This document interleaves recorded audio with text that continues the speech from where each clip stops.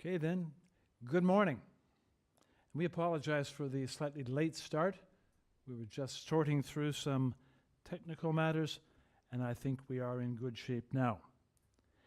During the declared emergency in the City of Toronto, Committee of Adjustment virtual public hearings are being conducted by electronic means through WebEx, an online digital platform, and streamed on the Toronto City Planning YouTube channel. These measures are necessary to comply with physical distancing requirements and a provincial order that limits attendance at public gatherings. My name is Bruce Mullock. On the panel this morning are Sahir Bayat, Yim Chan, Peter Reid, and Nimrod Salomon. This will be a virtual public hearing. Participants who have registered in advance will be able to make their presentations to the committee using WebEx, moderated by city staff. Anyone wishing to view the hearing may do so by watching on YouTube. Participants who have registered in advance will be connecting either by computer, phone, or tablet. All participants will automatically be muted on entry. When his or her item is called, each participant will be unmuted by the moderator, one person at a time. Only the committee members will be participating by video. Registered participants will be participating by audio only. We ask that you also mute your devices until you are called on to speak. We acknowledge that the land we are meeting on is the traditional territory of many nations, including the Mississaugas of the Credit, the Anishinaabe, the Chippewa, the Haudenosaunee, and the Wendat peoples, and is now home to many diverse First Nations, Inuit, and Métis peoples. We also acknowledge that Toronto is covered by Treaty 13 with the Mississaugas of the Credit. In accordance with Sections 45 and 53 of the Planning Act 1990, as amended, this meeting of the Committee of Adjustment of the City of Toronto is called to order.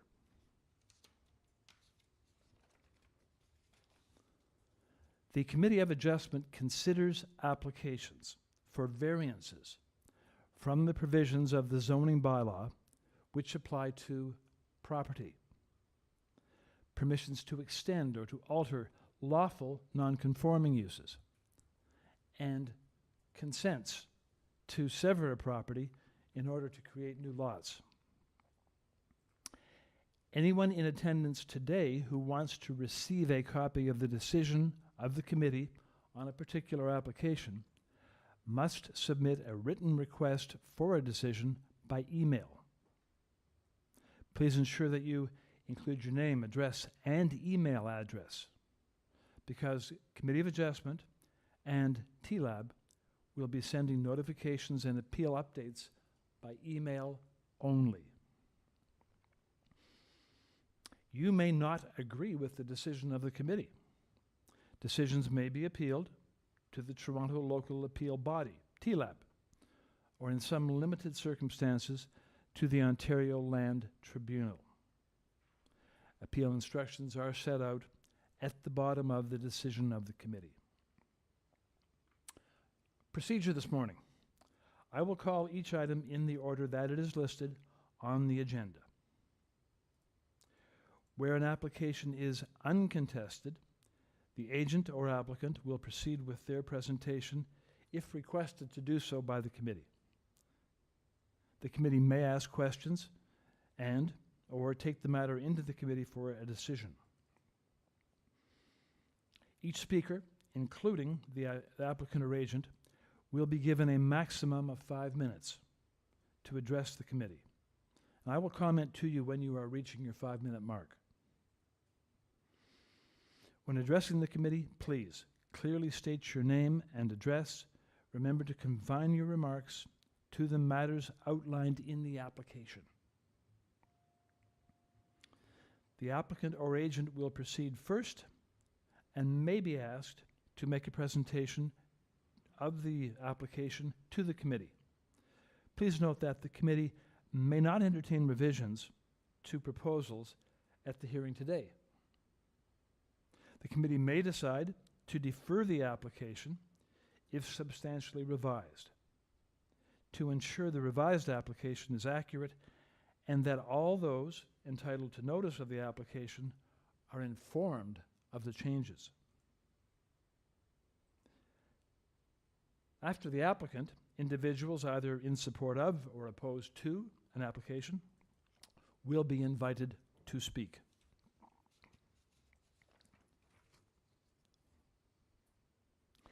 Committee members may ask questions of each speaker after the speaker has finished their presentation.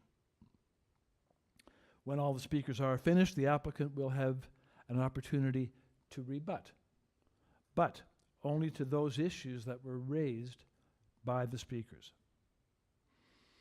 And that will mark the end of discussion. At that point, the application will be taken into the committee for a decision. Madam Deputy Secretary Treasurer, have the minutes of the last meeting been confirmed by members? Through you, Mr. Chair and panel members, we don't have any minutes today for adoption. Thank you. Okay. Are there any declarations of interest by panel members or staff members on any of the items in this morning's time slot? Seeing none. Madam Deputy Secretary Treasurer, have you received any requests for deferral on this morning's applications? Through you, Mr. Chair, there is one deferral request for item number 14, 170 Harvie Avenue. Okay. All right. Moderator, is that speaker standing by? 170 Harvie, number 14.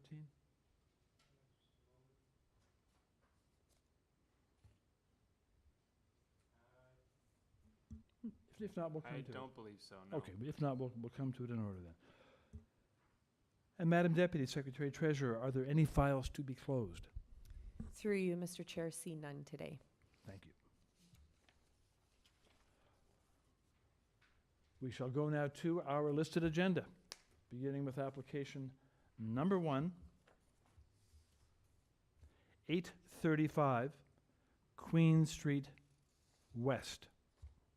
And on this application, committee has before it the following communications. Those submitted by the applicant with the application, including copy of plan of survey, site plans, floor plans, elevations. There is a cover letter from the agent dated April 30 and 2 May, and a sun and shadow study prepared by RAW. Correspondence in opposition has been received from Shannon Reiner, no address provided, and Jeff Walker of 766 Richmond Street West.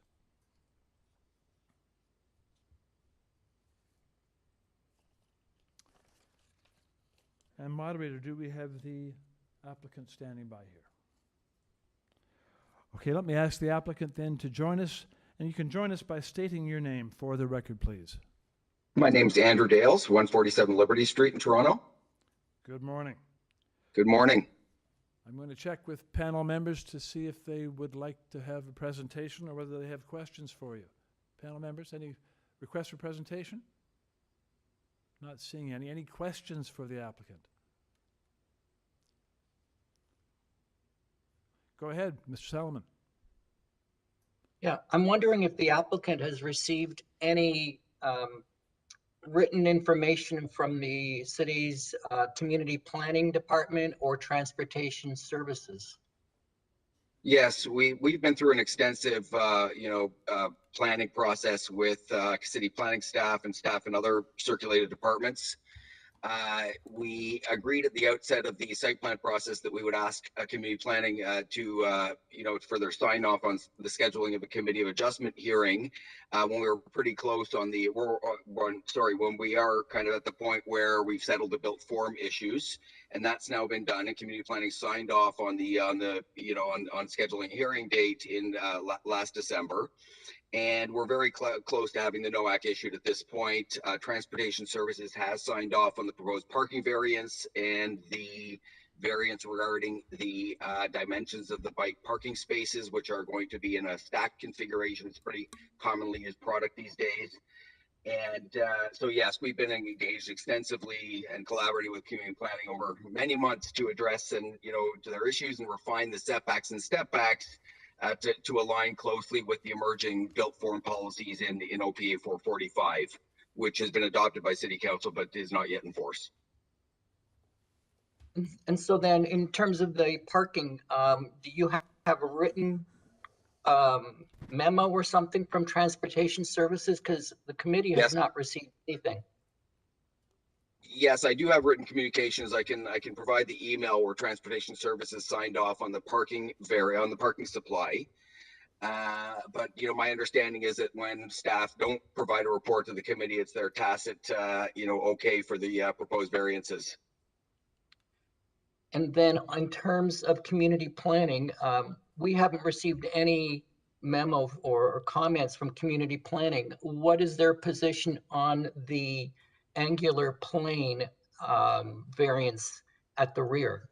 So interestingly, we are under this new policy context of OPA 445, which doesn't have an angular plane requirement, but the zoning wasn't really updated to reflect this new policy regime that covers this very large area north and south sides of Queen West between Bathurst and Roncesvalles.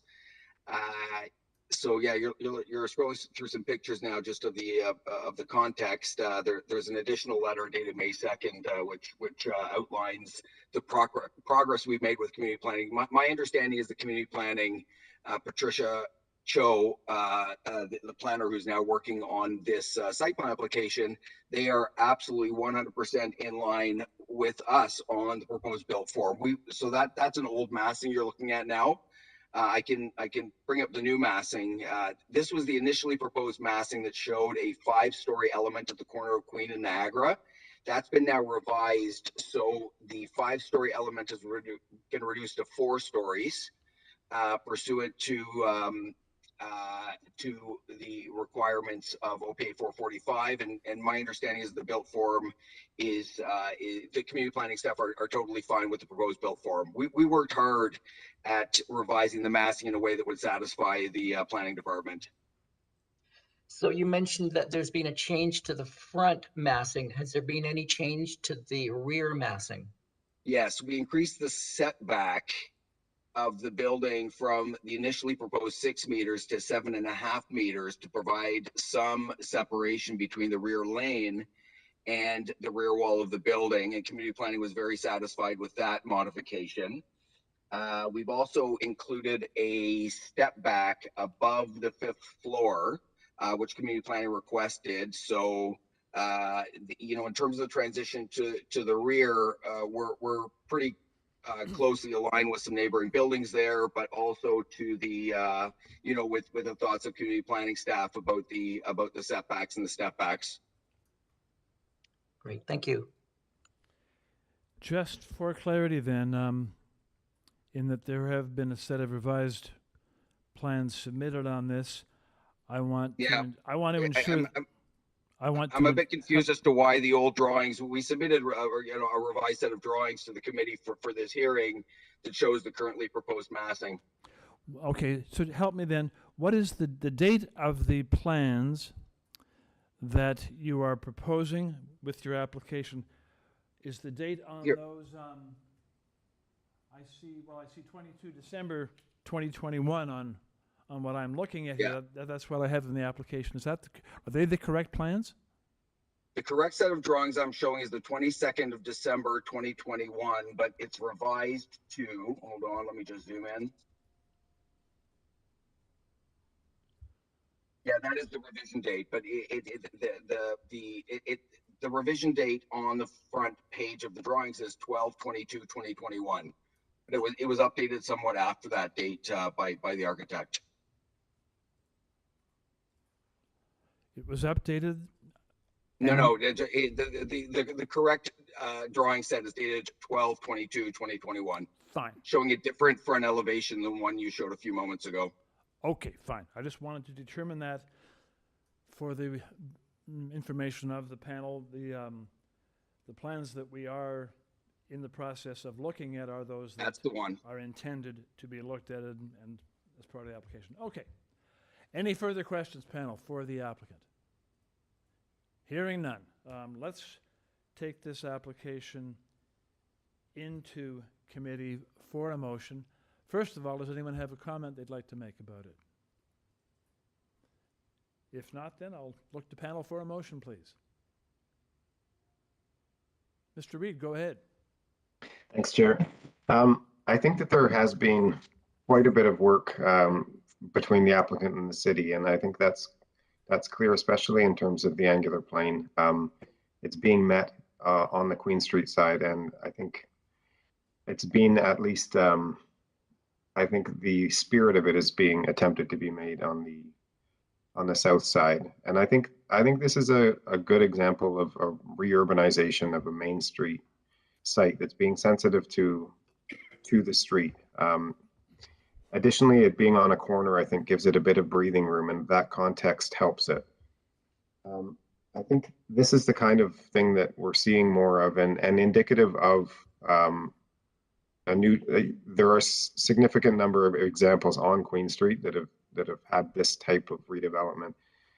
And I think the variances requested are minor. And so I move approval of this application with no conditions. Thank you very much. That is seconded by Mr. Byatt. It is moved and seconded to approve. Those in favor, show of hands, please. And that vote is unanimous to carry the motion, and the application is thereby approved. Panel moves along to item number 2, 64 LYND Avenue. And on this application, the materials before the panel are those submitted by the applicant, plus a 2016 Committee of Adjustment decision that affected the property. Moderator? Applicant standing by? Okay. We'll ask the applicant to join us, please, by stating your name. Yes, good morning. My name is Michael Taylor. I'm with Taylor Design. I'm working with as the agent of the owner. Good morning to you. Good morning, thank you. Okay, fine. Panel members, presentation needed here? Questions, anyone? Hearing none. Is there anything, applicant, that you wish to say, any single thing that we should know about your application before we take it into committee? Sure. Basically, it's an infill for a stairwell to give access to the basement. There was a previous renovation done that lowered the basement this many years ago, and it's got a stairwell that isn't very good for accessing, and so we're creating a stairwell on the outside edge of the house, as you can see on the bottom center of the Okay. site plan there. I think it's Pretty clear. straightforward, we hope. Okay, I think it's clear what you're looking for. Okay. Yeah. Thank you. Panel members, let's take it into committee for a motion, please. Yes, Ms. Chen. Yim Chen, yes. Sorry. I have a quick question. Just before the addition of the stair, what is the FSI?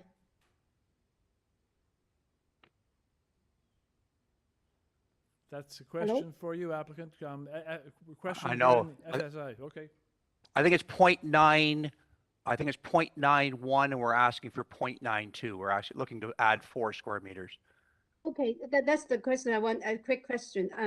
So thank you. Yeah. Okay. Thank you. Okay. Ms. Chen, go ahead. Yeah, we are in committee. That's the reason why I asked. It's just adding a very little bit, and then I think it's very straightforward application. I move for approval. Thank you very with no much. conditions. Okay. Is there a second? It is seconded, Mr. Reed. Moved and seconded to approve. All those in favor, show of hands, please. That vote is unanimous to carry the motion. The application is approved. Thank you. Number 3, 210 Langley Ave. On this application, we have before us applicant's materials as submitted. And there is a commenting report from Urban Forestry from April 27th. And we'll ask the applicant to join us, please, by stating your name. Good morning, Mr. Chair and committee members. My name is Adam Brander. My address is 49 Bolton Avenue in Toronto. I'm the agent and the architect for the proposal at 210 Langley Avenue. Thank you. Okay, thanks very much. Panel members, questions for the applicant? Not hearing any requests for presentation, so is there any one thing we should know about your application, applicant? No, I think it's fairly clear. If there's any questions, I'm happy to respond. Thank you very much. Okay, let's take it into committee then for a motion. Mr. Salomon, go ahead. Yeah, I'm going to move approval of the requested variances. I believe they are minor in nature. The 2 proposed additions are very small, and the existing FSI is already above the zoning. So I think everything is, those variances are minor. So I'd move approval with subject to urban forestry condition number 2. Thank you. That is seconded by Ms. Chan. Moved and seconded to approve, subject to forestry. All in favor, show of hands, please. Motion is carried by unanimous vote. The application is approved.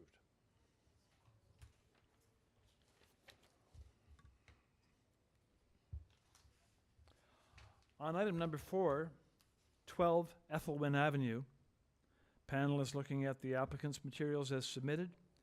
An agent's letter received April 26. We have a commenting report from Community Planning, April 27.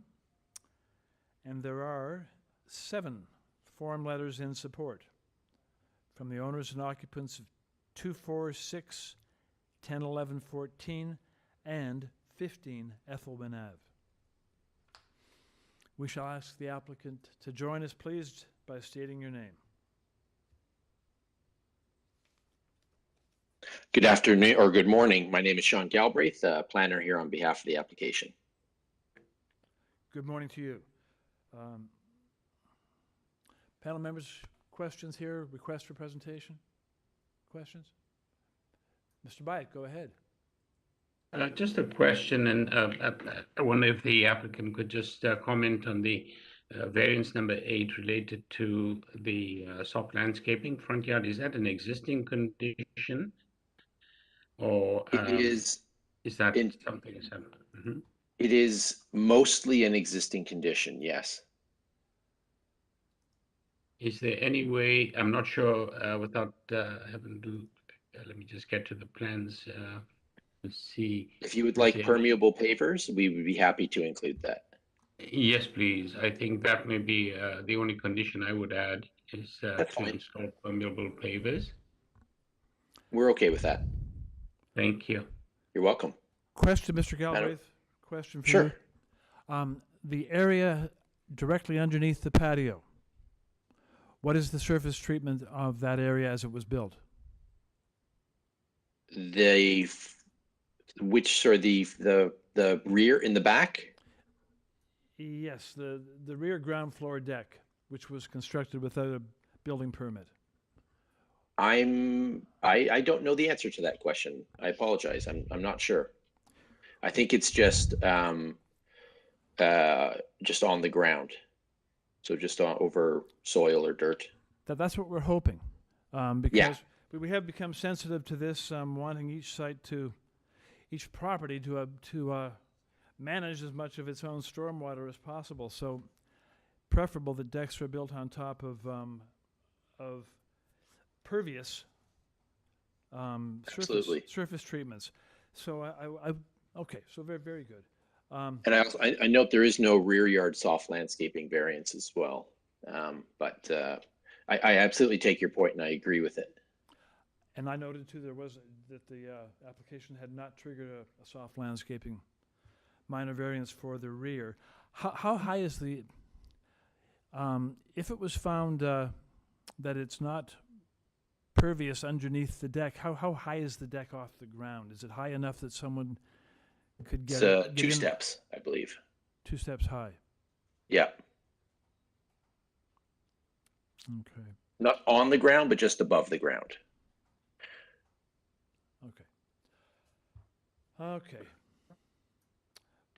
Well, okay. I hope that your estimation of its being pervious is correct. Okay, then any other questions for the applicant? Hearing none. Okay. Let's take the Just applicant.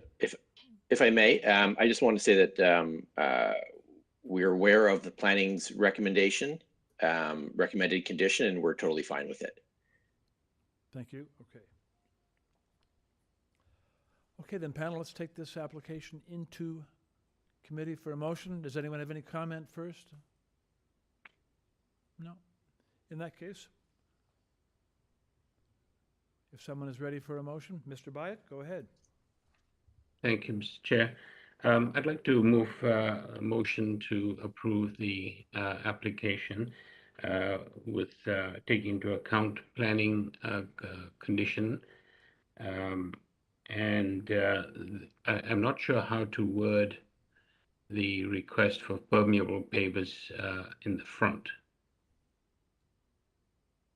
I can't quite see on the plans any identifiable space that one could indicate that that's the area that requires permeable paving.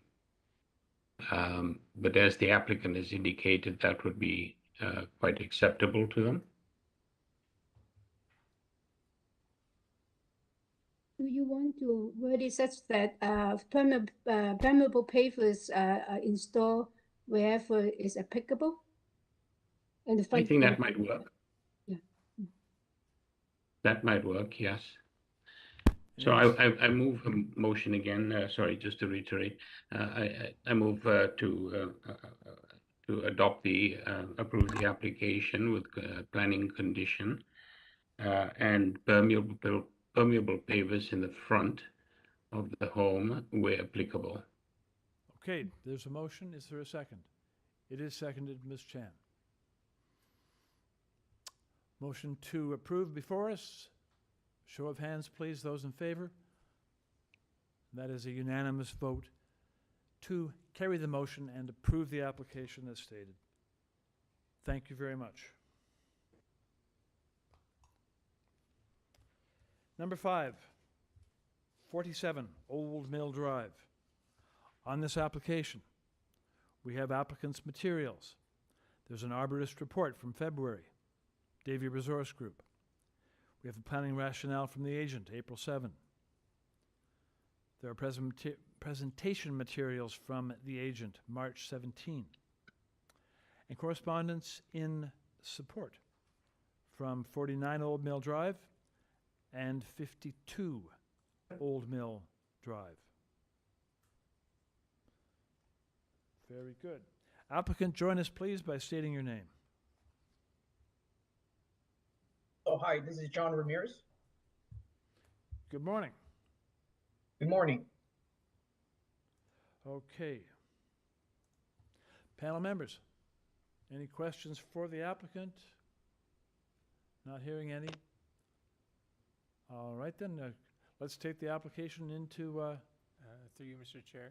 Sorry, we have one speaker present. She or he is in support. I beg your Just touch pardon. base. That's important, okay. There is a speaker apparently here. My oversight, I apologize. Let's go to that speaker now and have the speaker join us.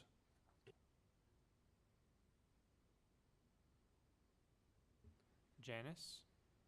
Can you hear me all right? We hear you well, Janice. Thank you. Please state your Okay. name. Thank you. Janice Panetta.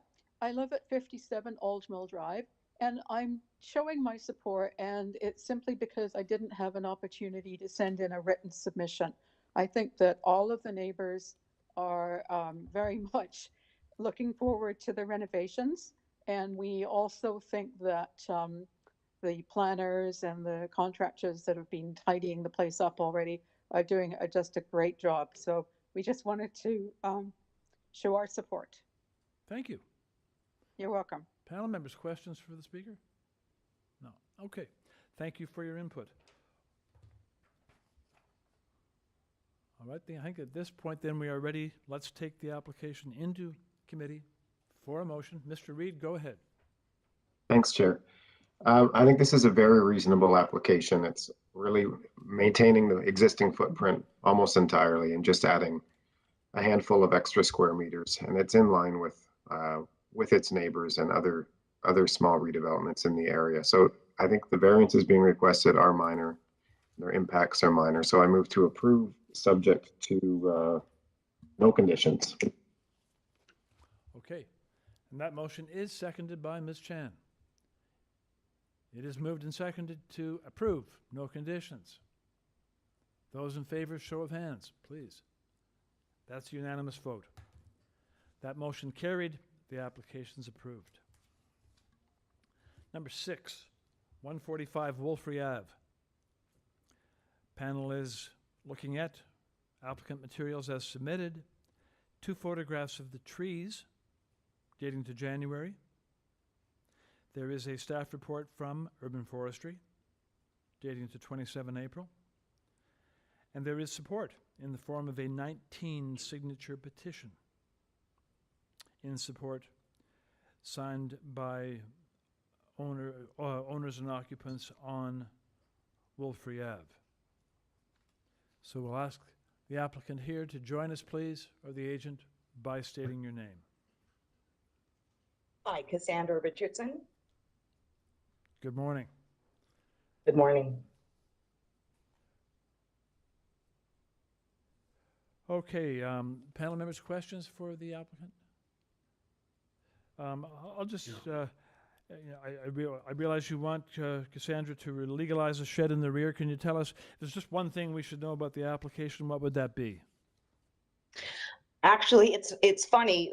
It does say on the application that it wants to keep as is, but in speaking with my client, they are looking to remove this shed. They actually planned on buying it and removing it. So they do plan on still doing that. So this line item to us is sort of obsolete because they will be removing the shed. Okay.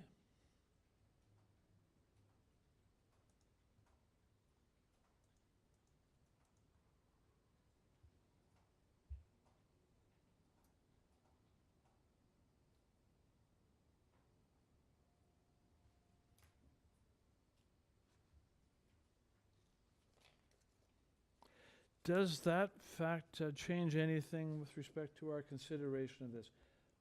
Also, to maintain the rear shed. Maybe we should then remove from the application the wording in the purpose, also to maintain the rear shed. Panel members? Correct, I agree. Agreed, yeah, all right. Well, then let's take that wording out. Basically, So does that affect variance number 3? Correct. That's in relation to reference 3. So we would be removing item 3. Item 3 also comes out. You are Correct. you're making your application less onerous, so that's permitted. And I don't think that these changes affect any of the other variances. So we'll change the purpose as we've discussed, and we'll eliminate number 3, both at your request. Very good. Thank you. Okay then. I think at this stage we can take the application into panel for a motion. Ms. Chan, go ahead.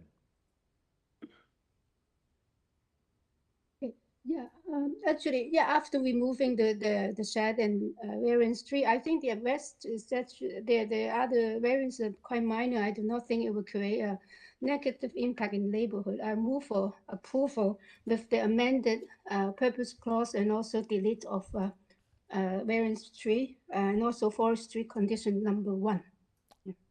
Thank you very much.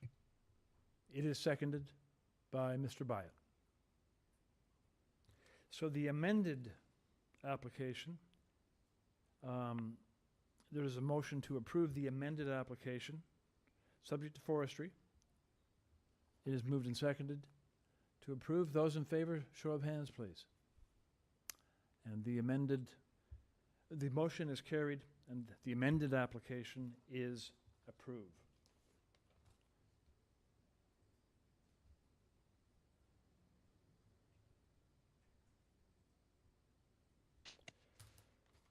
Okay. Number 7, 435 Delaware Ave. Panel's looking at applicant's materials plus a letter from the agent on 26 April. And we'll ask the agent to join us. State your name, please. Hello again, Sean Galbraith, planner here on behalf of the application. Thank you. Okay, panel members, any questions? Presentation required? No. In that case, Mr. Galbraith, is there any single thing we should know about your application? Just that it's extremely straightforward and a very modest renovation. Okay. Panel members, let's take it into committee for a motion. Mr. Solomon, go ahead. Sorry, Mr. Chair. Yeah, I think the two Just variants. one moment, please. One moment. I think I've jumped ahead here. We do have a speaker in opposition. Oh. That's my error. So, Mr. Solomon, excuse me, and Mr. Galbraith, excuse me. We're going to backtrack a little bit to make up for my oversight. And thank you, moderator. So let's have that speaker join us, please. Okay. Hello, my name is Anna Pisani. I'm calling on behalf of my parents, Margarita and Rocco Pisani. We reside at 433 Delaware Avenue. With regards to, yes, 433 Delaware You're next Avenue. door. Your parents Yes, are we're next next door. Go ahead. You have the Yes, my panel's parents. attention. Okay, great. Thank you. We're calling just with respect to the main wall that my parents share with my neighbor at 435 Delaware. We just want to make certain that none of the wall that is shared is to be used as any kind of load-bearing wall, because my parents will not consent to that. So any additions that they need to do will have to be on their own separate wall. Okay, thank you. We'll go back to the agent now and give him an opportunity to respond to that concern. Thank you very much. This was a topic that the architect and the owner have discussed with the neighbor already, and it's reflected in the plans. So I think she was just looking to get assurance that that would actually take place. The proposed renovation at the back actually steps in from their lot line to achieve that.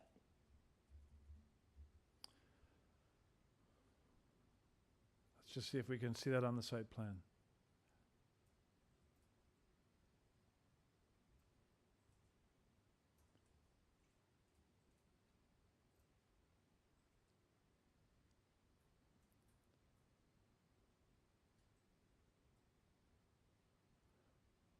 So you can see at the back, on there I'm trying to zoom in on my screen. At the back, on the shared property line, it steps in about 6 inches away from the, Yes. if the cursor could be moved to the hand went away. If you zoom in, if you see where it says existing deck at the back, that's on the neighbor's property. If you go to the shared property line, if you could move the little hand to the left. Oh, right there. Oh. So you can, if you notice where the backs. I can see the step in. Yes. Okay. Okay. Yes. So that was what was agreed between the neighbors. So there isn't a shared load-bearing wall for the addition. It's stepped in a little bit just to emphasize that condition. Very good. Yeah. So we've already taken that her comments into account in the plans. Thank you. Okay, panel members, any further questions? No. I think with that clarification, we can take this application into committee for a motion. Unless anyone has a comment. First, Mr. Bayek, go ahead. Thank you, Mr. Chair. I think this is a fairly straightforward application, and I commend the applicant for consultations with the neighbor to alleviate concerns. I am quite happy to move forward with the motion. I don't believe there are any conditions attached to this piece. Thank you very much. Is there a second to that motion? It is seconded, Mr. Reid. Moved and seconded for approval. Those in favor, show of hands, please. Unanimous vote to carry the motion and approve the application. Thank you.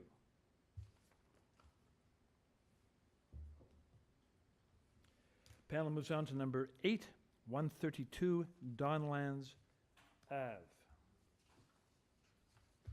On 132 Donlands, we're looking at applicant's materials, a staff report from community planning. There is support in correspondence in support from 165 Donlands and 2 form letters in support from 130 and 134 Donlands. We'll ask the agent to join us, please, by stating your name. Good morning, Chair and committee member. My name is Kaushik Suthar, and I am the agent of the property owner.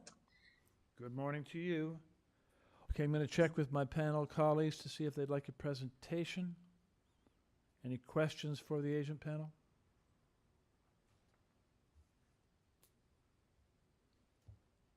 Hearing none, I think we can take the application into panel for a motion, please.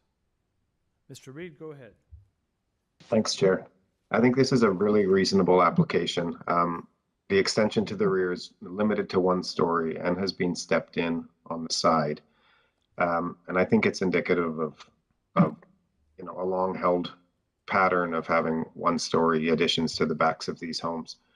And the variances being requested to allow that are minor, both in number and in impact. So I move approval of this application subject to the planning condition that the porch, the front yard variance be limited to the porch only. Thank you. That is seconded, Ms. Chan. So moved and seconded to approve subject to planning. All in favor, show of hands. Motion carried, unanimous vote. The application is approved. Thank you. We are moving on now to number 9.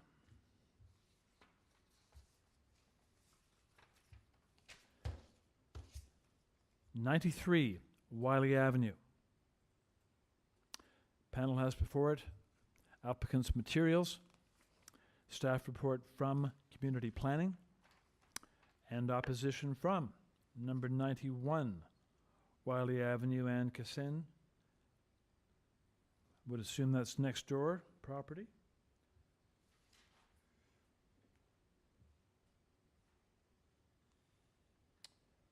And moderator, on this application, I think we just have the applicant with us, right? Okay. All right then, applicant. Good morning. Join us, please, by stating your name. Hey, my name's Jackie. I'm the applicant, and also my wife is the owner of the property. Very good. Okay. Panel members, any questions? Presentation request? Okay.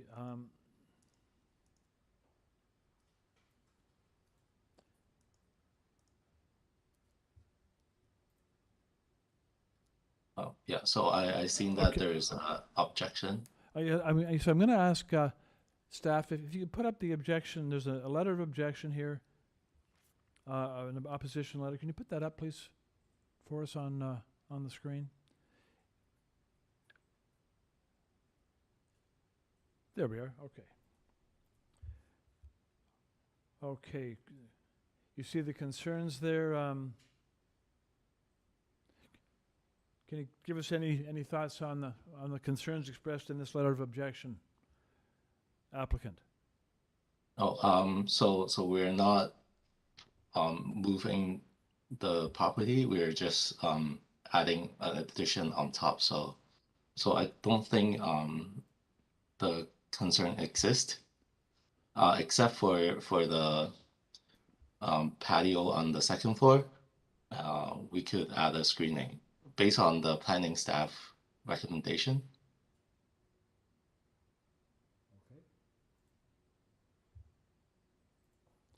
Okay then, panel members, any questions?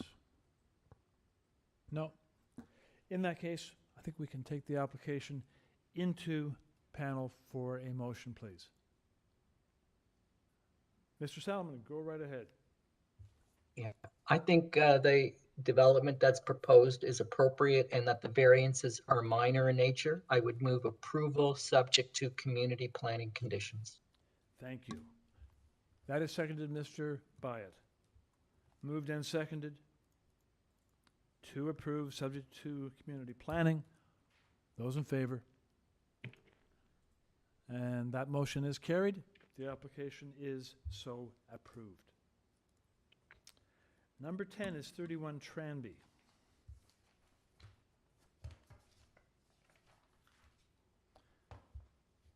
On this application, we have material submitted by the applicant, plus there is opposition from LYND Stefano and Terry Montgomery of the Annex Residents Association from April the 23rd.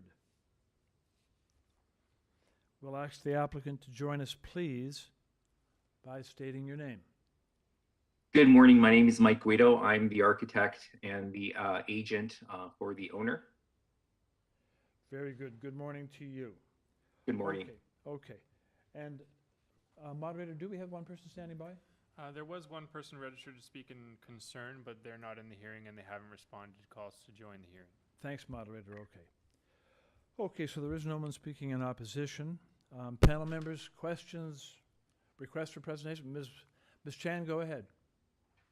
Oh, yes, one question.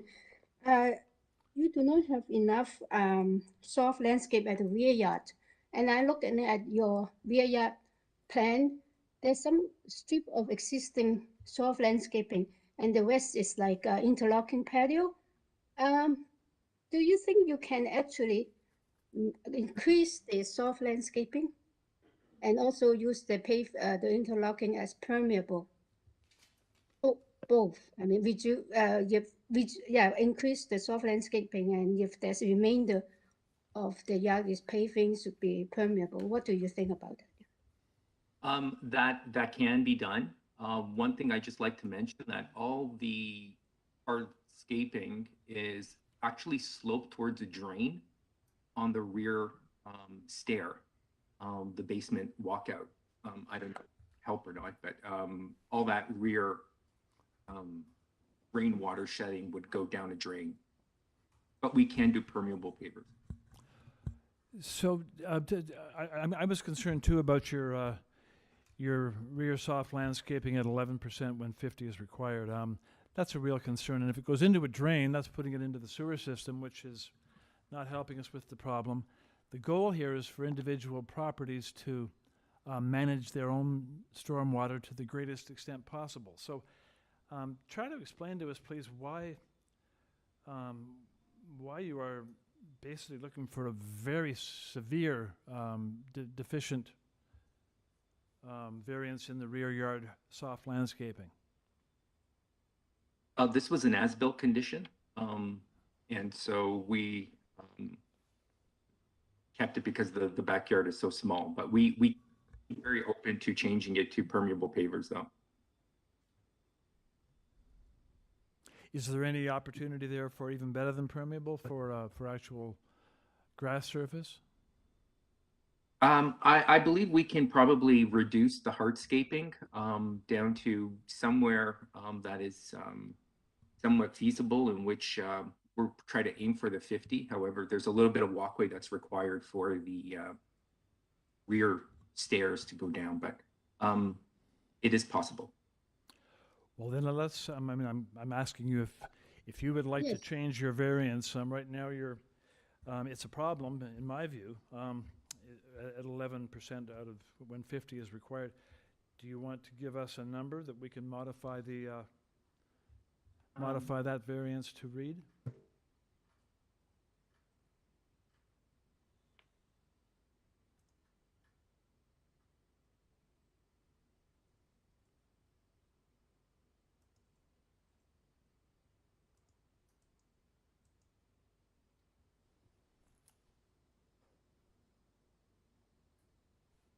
Applicant? Yeah, I think we can reduce it by half, so to 25% permeable. 25% hardscape, 25% softscape, sorry. Okay, so you'd like to change it to 25. Let's revise minor variance number 2 then to read 25 out of 50. Or 25 where 50 is required. Okay. Through you, Mr. Chair, we'll need to know what that is in square meters. We'll need public that in square record. meters too, please. Take your time and do your calculation. We'll stand by, so take your time and do that calculation, please. Thank you so much. Greatly appreciate it. Half of the 50 should be just 12.23.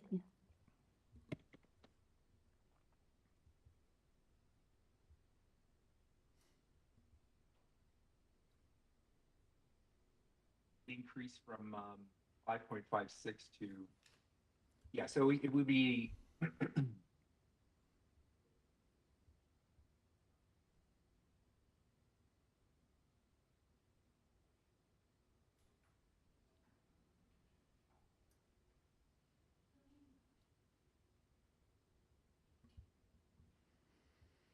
so the square footage would be 24.47.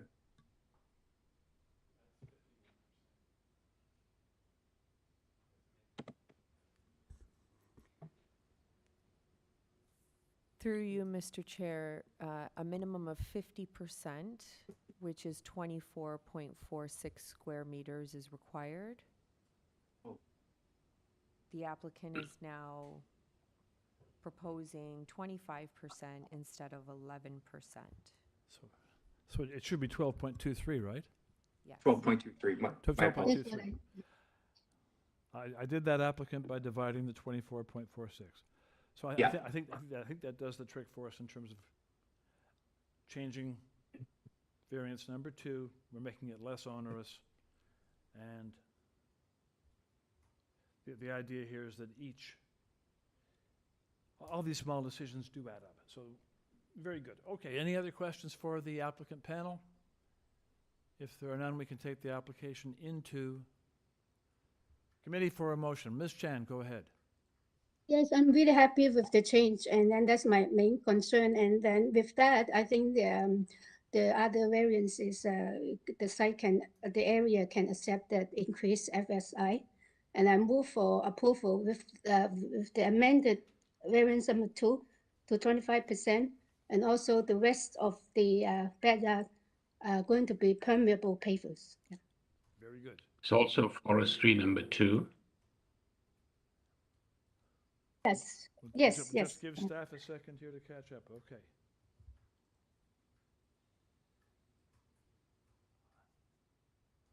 Are you sure there's forestry on this one?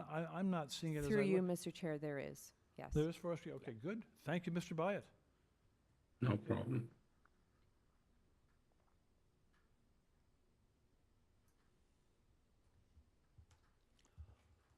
Okay, staff, we've captured the change there. Okay. Okay, then.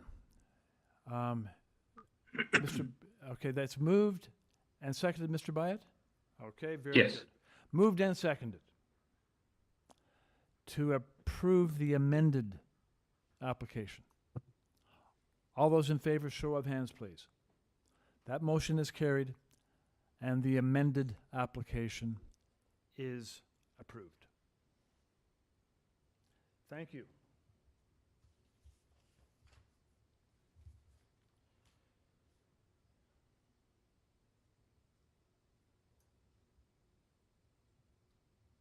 We move along to number 11.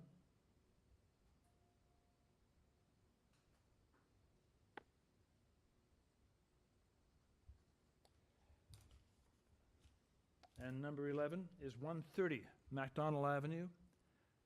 Applicant's materials before us. There is correspondence both in support and in opposition. In support, there are 12 form letters signed by the owners and occupants of 131, 128, 121, 126, 129 MacDonell, 124, 131 MacDonell, 511, 16, 17, and 28 Galley Avenue. In opposition, there is correspondence from 132 MacDonell and from 130 MacDonell. Very good. So with that, I shall ask the agent to join us, please, by stating your name.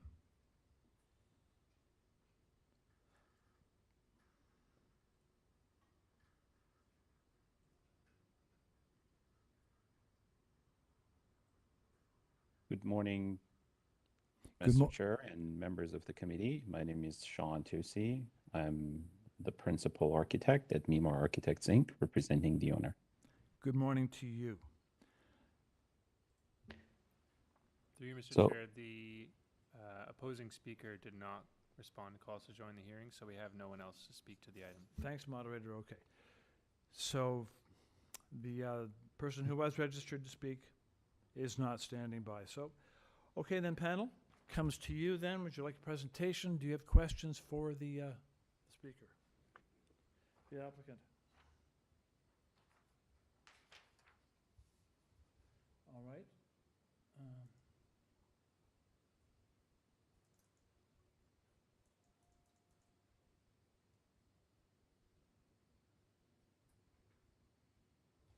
Okay then, in that case, Mr. Byatt, go ahead. Just a quick one for the applicant. Go ahead. I'm not sure if screening is required on the third floor. I didn't note that, but I'm just wondering from you, is that The third floor balcony, are you proposing screening on that, privacy screening, agent?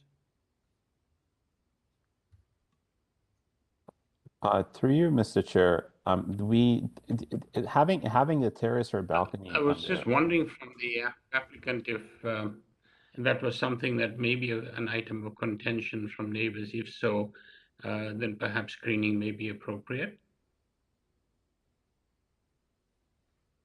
Through you, Mr. Chair, having a third floor balcony and terrace in downtown Toronto in these areas is extremely common. For example, the neighbor on the north of property also has one, and the issue with having a screening, for example, on that side, would be the actual shadow that is going to cast, like an excessive shadow. It's going to cast the same amount of shadow that it would if you have it across the entire side. And if you've seen and drive around, you will see that is very common. And I do understand it does create the issue of views, but it seems to be something that, unless it specifically is a concern of a neighbor, which in this case it was not brought up. So we would like to, obviously, if this is what it takes for a customer to get approval, we're open to it. But I think the bad it does will be more than the good it will do for the neighbor and for our customer. So we think in this a specific case, because it wasn't raised in a specific concern by the neighbor, we don't feel that it would be necessary, but we are open to it if this is what it takes to get the approval. Okay, thank you. Ms. Chan, question? Yes, I have a question for variance for the FSI. You asking quite a lot. Can you speak to that? Because does that include the basement? Or is it still a single family housing, or there's additional units on this? Absolutely.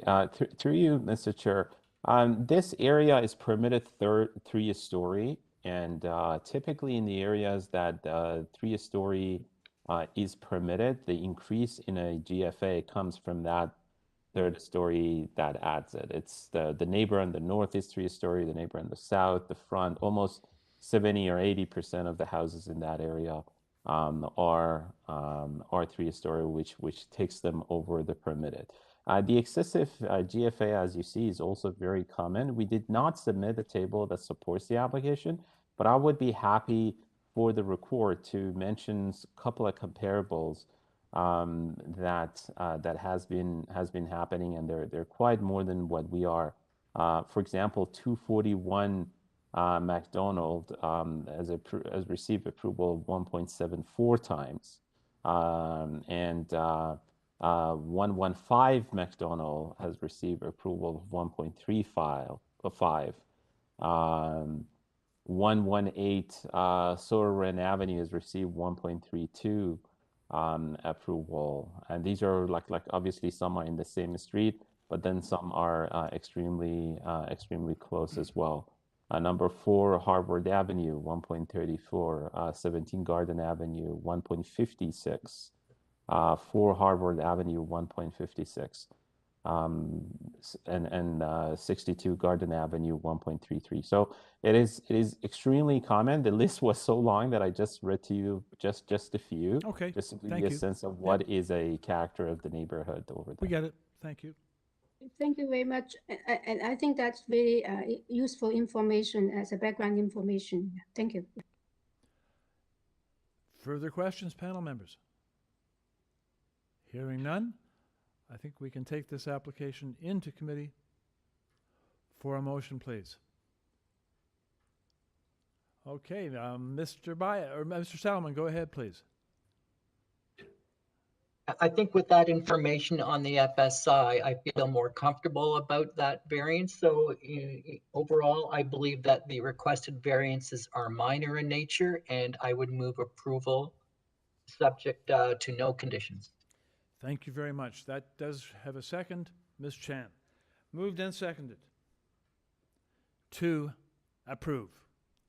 Those in favor, show of hands, please. That is unanimous vote to carry the motion, and the application is approved. Thank you very much. Panel moves to item number 1275 Lee Avenue. We are looking at submitted materials by the applicant. There's a cover letter from the agent, 27 April. And there are 6 form letters in support from various occupants and owners on Lee Avenue and one at 90 Lutey Avenue. Okay.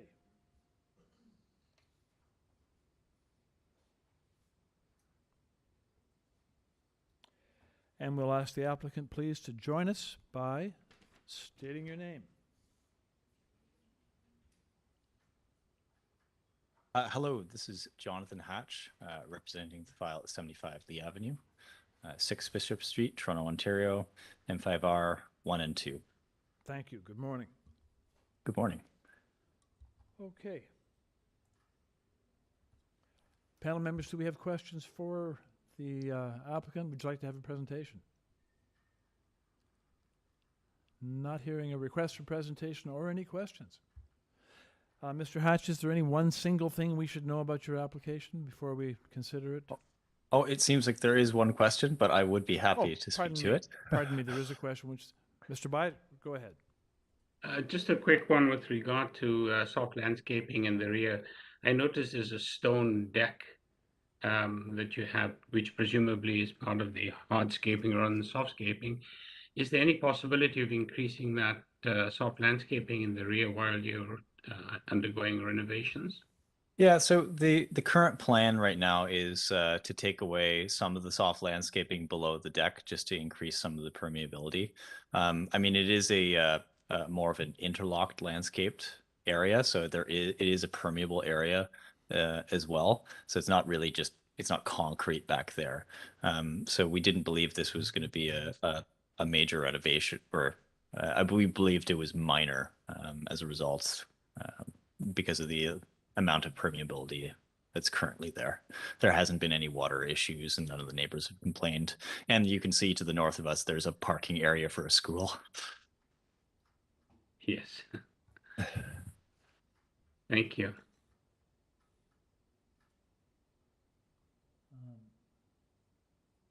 For this application, you can clearly see we're only asking mainly for the main building. Right in the center of the building, off to the side, there's this tiny addition that we're proposing at the ground floor level, just to fill in and make for a better layout design. Great room for a family.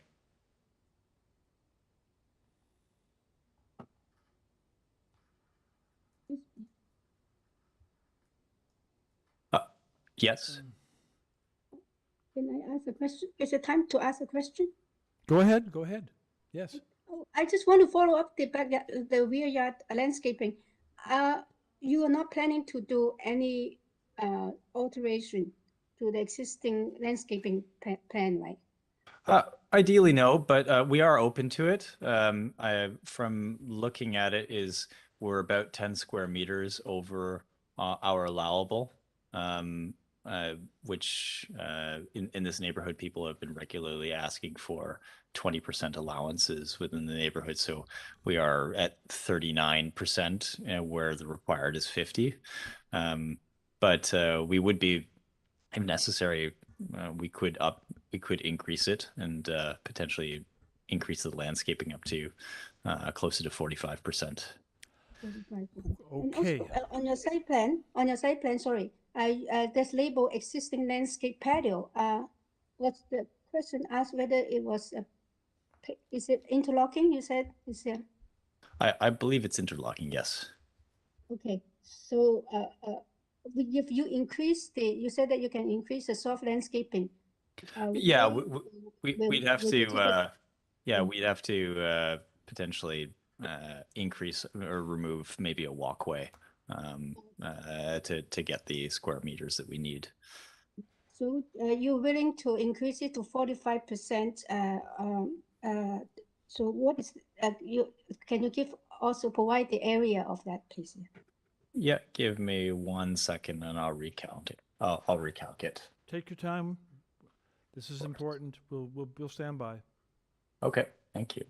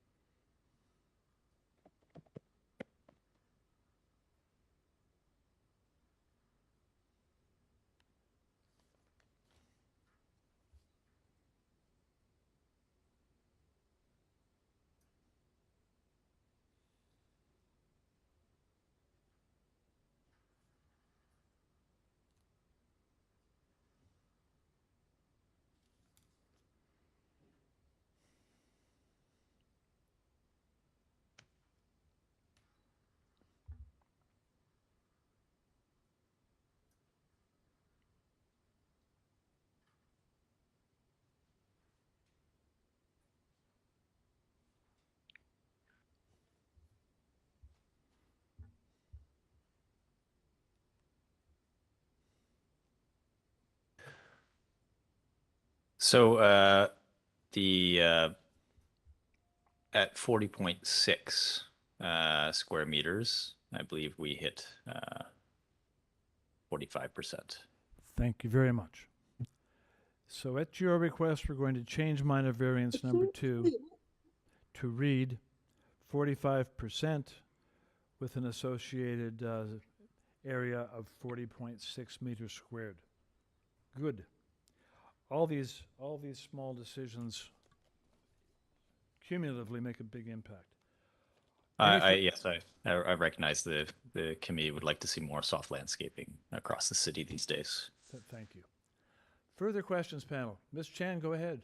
No, if you want to make a motion, go ahead with that. I like to make a motion. I'm very satisfied and I'm very happy that they are so cooperative. And I think I should take this one on. I move for approval with the amended variance regarding the soft landscaping at the rear. Thank you. Second to that, it is seconded. Mr. Reed. Moved and seconded to approve the amended application. All those in favor, show of hands, please. And that vote is unanimous. To carry the motion, the amended application is approved. Thank you. Thank you.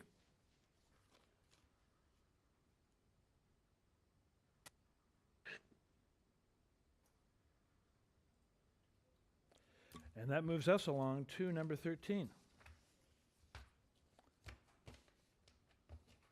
57 Atlas Avenue.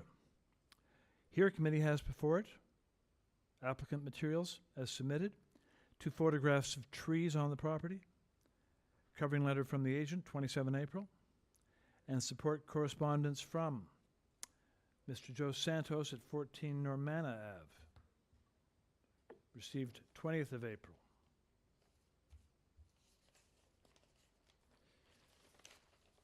Okay, then.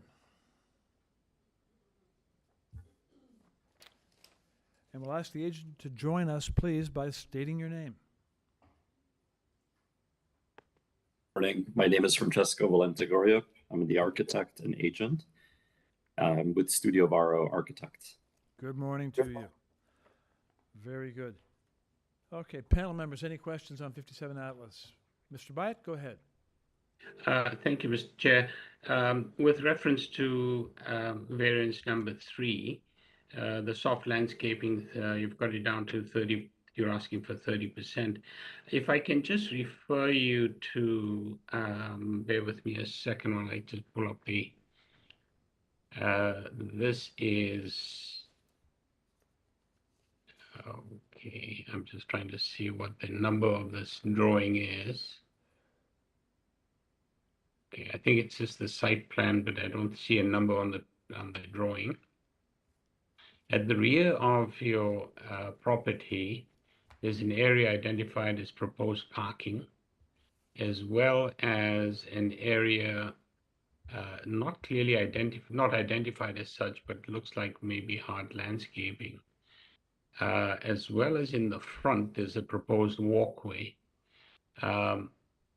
Is it possible to have all of that as a condition that be permeable materials?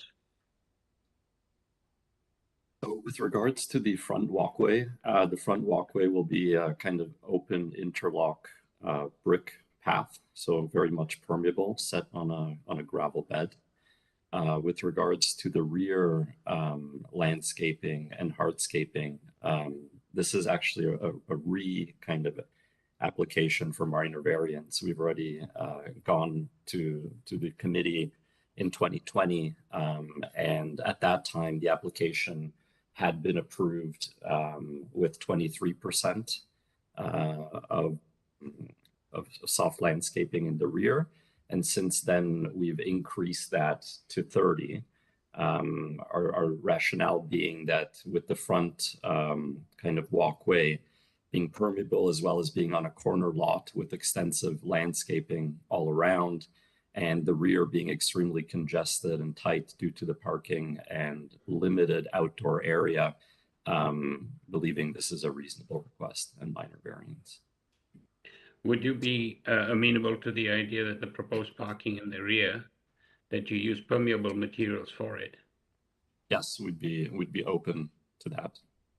Yeah, and I think that would be sufficient for me at least. That you're making an attempt at having some porosity in the rear as well. Understood and agreed. Thank you. Mr. Salomon, go ahead. So I'm looking at the site plan and I'm looking at the rear yard and I'm trying to determine where is the soft landscaping in the rear yard? So the soft landscaping is everywhere listed as proposed planter, with all the remaining hardscaping at the moment, with the exception of the parking, which now we're open to doing as permeable. All the remaining hardscaping was to be permeable pavers. So what I don't understand then is why you have so much hard surface in the rear yard, why you can't transform some of that hard surface to soft landscaping and increase then the 30% to higher. Well, the issue is providing some outdoor area for our clients to have a table and a chair outside, as well as just access to the back entrance to the house and basement walkout from that parking pad. And the house has been really designed for aging in place. And we think that safety and providing kind of an area of a clear and somewhat stable walking surface was very important in this localized area. Of course, with noting that the entire remaining site on the north side is all landscaping, which will be maintained obviously by the client and is very permeable. Well, I guess you're showing a proposed deck in the rear yard and stairs. So I guess people are going to be walking up those stairs to get to the deck. So I'm not sure what the difficulty is of changing some of that hard surface in the rear yard to additional soft landscaping.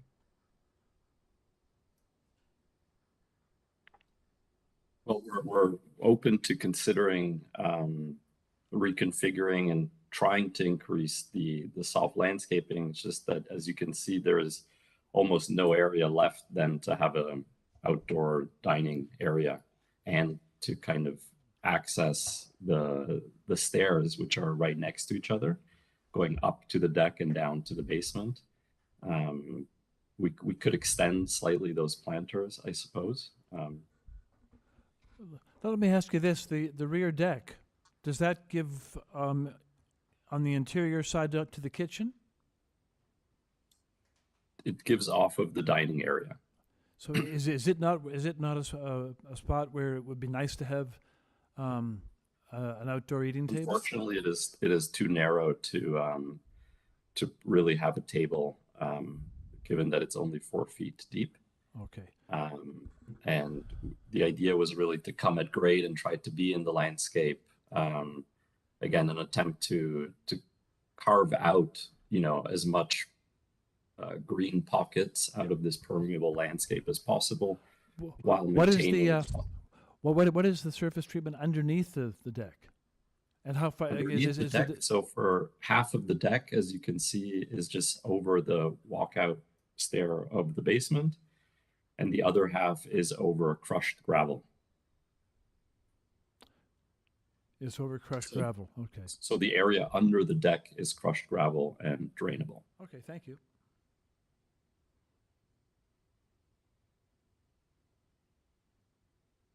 I think you can see, applicant, that the concern here is that even though we appreciate the history, how you have on your own increased from 23 to 30% in the last couple of years, where the owners have that a deficiency of the magnitude that is proposed is serious. It doesn't fit in with this concept that we are trying to think in terms of where each property does the maximum that it can to handle its own stormwater. Well, we're open to the considerations and suggestions of the committee, and we'd be happy to, as mentioned, increase the amount of permeable pavers for the parking spot, as well as increase as much as possible the proposed softscaping in the rear within reason, in order to maintain some kind of small area for dining outside. Okay, so you've asked for our suggestions just there. Let me. I mean, our suggestion would be, what can we do to get it up to 40 instead of up from 30 to 40? Is there any way of doing that? Yes, we believe that we can do 40%. Okay, then that would be good. I'm going to ask you if you're prepared to do 40. I'll ask you to do your calculation on what the associated area would be in square meters, and we'll stand by while you work that out. Okay.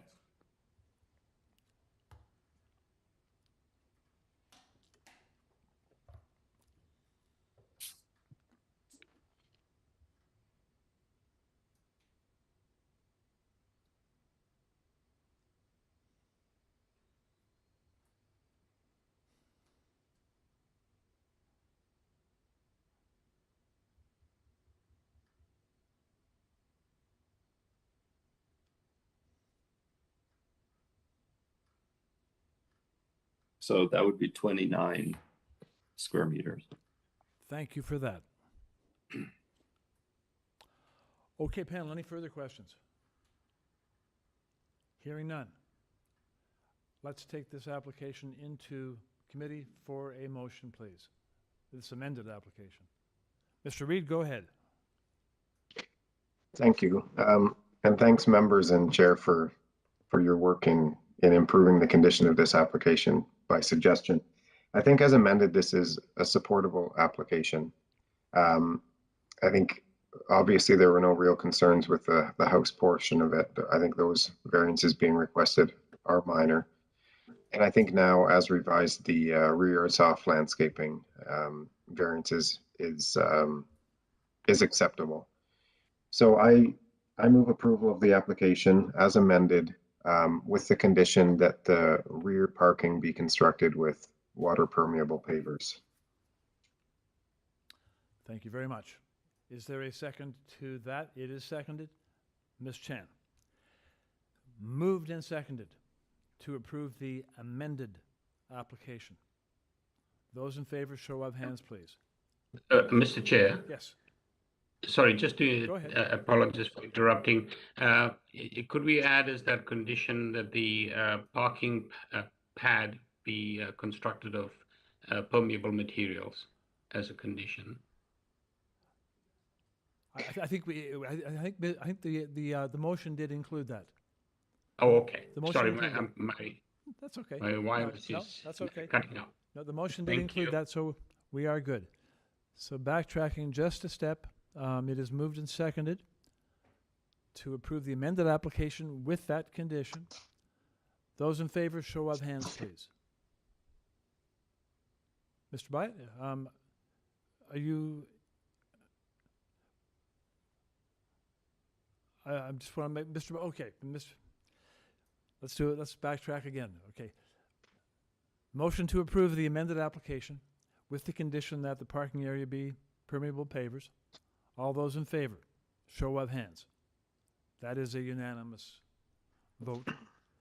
To approve the amended application, and the motion is carried, application is approved. Very good, thank you. We move to number 14, 170 Harvie Ave.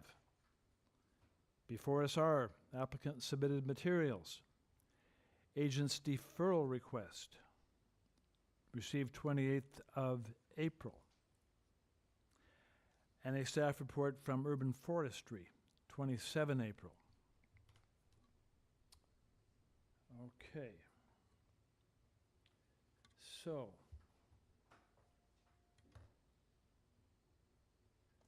We'll ask the agent to join us, please, by stating your name. Can you hear me? Hi. Yes, we do hear you. Thank you. Please state your name. My name is Nikita Matsarsky, and I'm speaking on behalf of the owners of the property located at 170 Harvie Avenue. Okay, thank you very much. We do have your request here to defer. Could you explain to the panel what the reason for your request to defer stems from? The reason is that the owner didn't post the sign on time, and like when we proceeded with this application, like we've been asked to defer it because it wasn't posted on time and we didn't meet the deadline.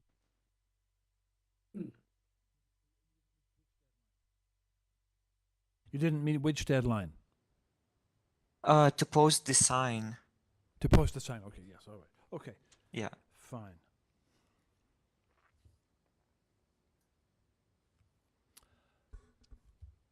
Madam Deputy Secretary Treasurer, do you think this is an issue and that it's uncontested? Is that an issue? Through you, Mr. Chair, this is a situation where should be an automatic deferral because of improper notification. Thank you very much. Okay. Okay. Ms. Chan, go ahead. Yeah, I was just going to mention that it's automatic deferral because of posting of the Yes, sign. Yeah, so yes. I move for to allow the deferral, but also like to suggest that meanwhile maybe the applicant should also talk to the neighbors if there are any issues they can discuss with them. Thank you. So moved there to defer, seconded by Mr. Byatt. Moved and seconded to defer. Those in favor of deferral, show of hands, please. Motion carried, and that application is deferred, number 14.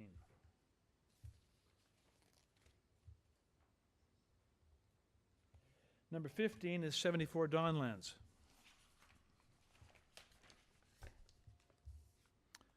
Here, we have the submitted materials. There is revised material as well, revised site plans, 27 April, revised zoning waiver, 27 April. Cover letter from the agent, 27 April. And red line notice of public hearing from the agent, 27 April. And we have a community planning report, staff report, 28th of April.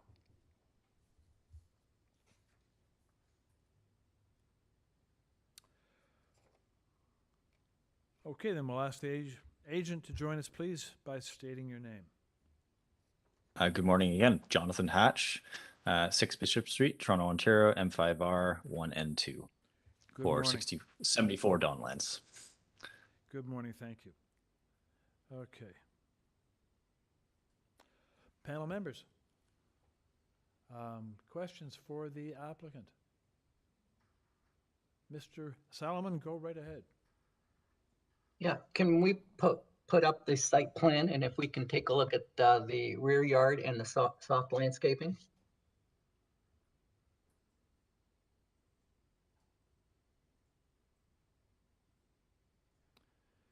Can we zoom in a little further? Yep. So what I don't understand is there's a lane at the rear and garage. So what is the purpose of the asphalt driveway? Is it actually needed if you have a garage? And if you remove the driveway, wouldn't that then increase the rear yard soft landscaping? Thank you. So what you have before you is a condition where the owner has bought this house and it was previously all hardscape. So the garage itself is actually not big enough to actually fit a modern car. It's a very old garage. The asphalt driveway is actually where most of where the parking actually happens, just because the garage doesn't actually fit it. So the garage has become a family space, storage space. Bikes are in there, all the various household items are now filling that garage. And so what we have before you is an increase in the soft landscaping. We have a very modest patio where we can fit the family to sit outside and some light areas inside the house to fit a barbecue. So there aren't currently any problems with water on the site. Both neighbors are in support of the application. So we believe what we're requesting is minor and it's an improvement on what's currently there. So what you have then is a parking space on a driveway and a very large storage building. Existing, both, yeah, existing spaces, yeah. Why can't you reduce the size then of that large storage building? I mean, it's fairly costly to modify an existing garage that is heavily used by the family. This isn't a very large home. It's every square foot is being used, which is why the owners are requesting, my clients are requesting a new third story, because in COVID times, they're bursting at the seams inside this house, trying to do Zoom calls at their dining room tables. I'm sure you all recognize the need. So we have increased the landscaping But if the committee is looking for something more specific, I suppose we could discuss it. Through you, Mr. Chair. Would you like us to, are you suggesting a deferral so that you could then review this and come back to the committee with any revisions? Well, we've already discussed it with planning, and we did modify the application to meet a larger soft landscaping requirement. So that's why we've increased it to 17 square meters or 21%. If we were to encase the patio and add, so currently there's on the proposal, you can see by the fence, we've added a line of green space, which would be, shrubbery and flowers and things like that. But we could potentially line the outside of the garage a little bit. And by my calculations, we could probably get up to a little bit higher, closer to 29%. Thank you. Just hold for a moment, please, there, Agent, while I defer to the Madam Deputy Secretary. Sure, go ahead, please. Through you, Mr. Chair, I was just going to say there have been revised plans, a zoning waiver submitted, and you as well as the panel members have that. If Mr. Hatch can just, for public record, go through both variance number 2 and variance number 3 that are being revised. Absolutely, thank you. So variance number 2 would be updated to read: the maximum permitted floor space index is 0.6. The area of the lot is 106.1 square meters. The altered building will have a floor space index of 1.08 times the area of the lot at 188.28 square meters. 188. So it would be 188.28.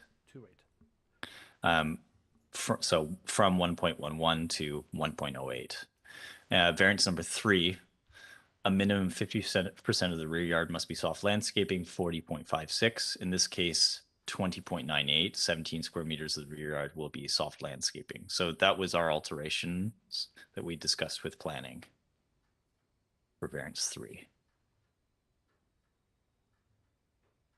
Which is why we now have support of planning.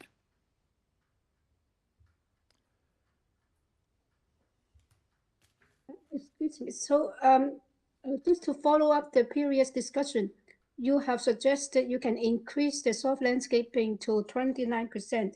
Is that still on? I mean, ideally, my client would not like to. You can barely fit the family back there, so any increases will just mean that he's going to have to be very creative. Yes, I just want to know, because I do not think, how can you not use soft landscaping? I mean, is grassy area not be able to put a table on it? But it tends to sink into the grass when you have tables on the grass. Yeah, I understand that, but the concept is that you cannot use soft landscaping. It's kind of weird to me. But so are you agreeing to increase it or not? Would you mind giving me just a moment to coordinate? Go ahead. Go ahead. We'll stand by. This is important. We really see these cumulative effect of these decisions as mattering. So go ahead and do what you need to do. Thank you so much.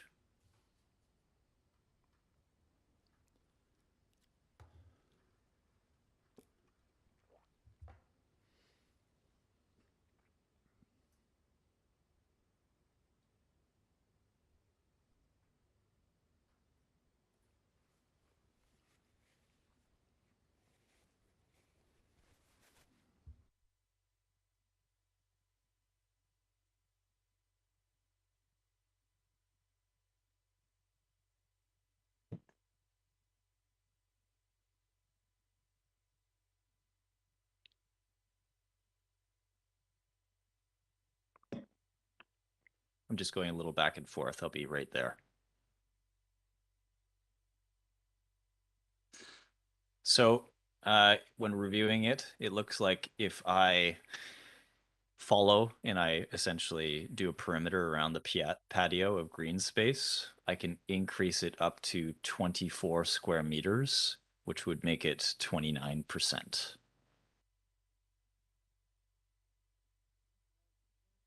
That's good. Thank you. And that would mean I have a small patio area to fit the table space and then greenery all around it.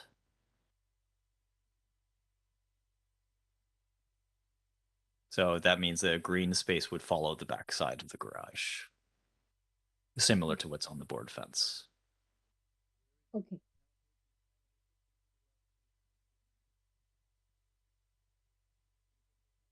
Yeah, thank you. Yeah, thank you.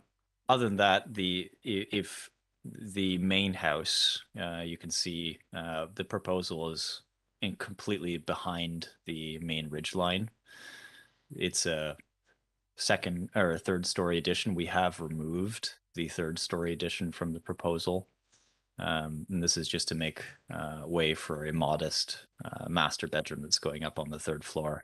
And you can see if you go up to the third floor plan that there are, it's not taking up the entire footprint of that third floor space. It's actually just a little under 2/3 of that third floor plate.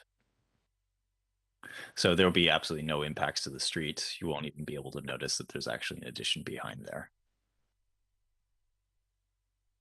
When reviewing the neighborhood, there are applications ranging from large townhouse developments. There are schools with across the street, but we're finding applications ranging in quite high FSI numbers, from as high as 1.42 just up the street.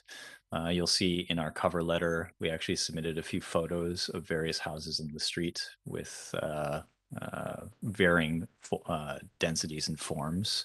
So we believe that by not modifying the front facade, we will continue to fit within the context of the wider neighborhood. The increase of soft landscaping to 29%, I think, is from what was previously 0, I think is a very big positive change to the application. And I believe that this is minor and inappropriate for the neighborhood.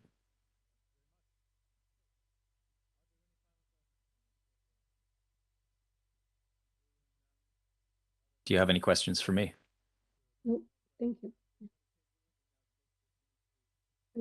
Are we ready for the to go in the committee, Mr. Chair?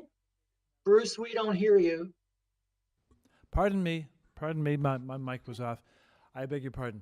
So applicant, yes, we're going to now take no further questions for the applicant.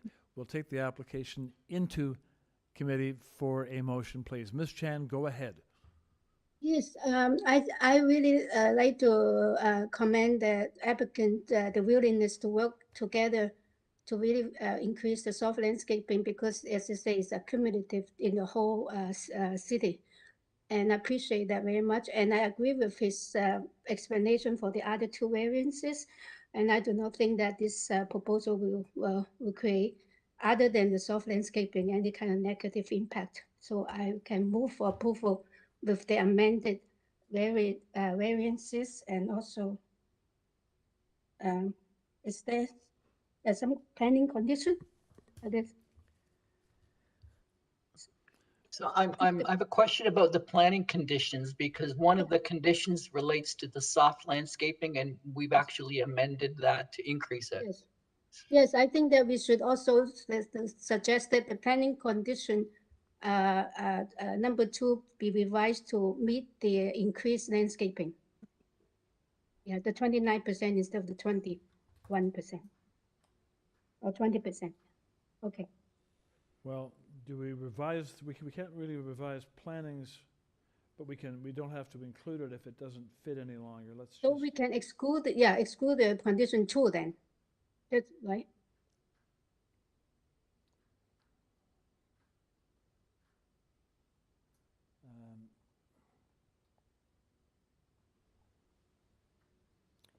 Through you, Mr. Chair, yes, you can exclude condition number 2.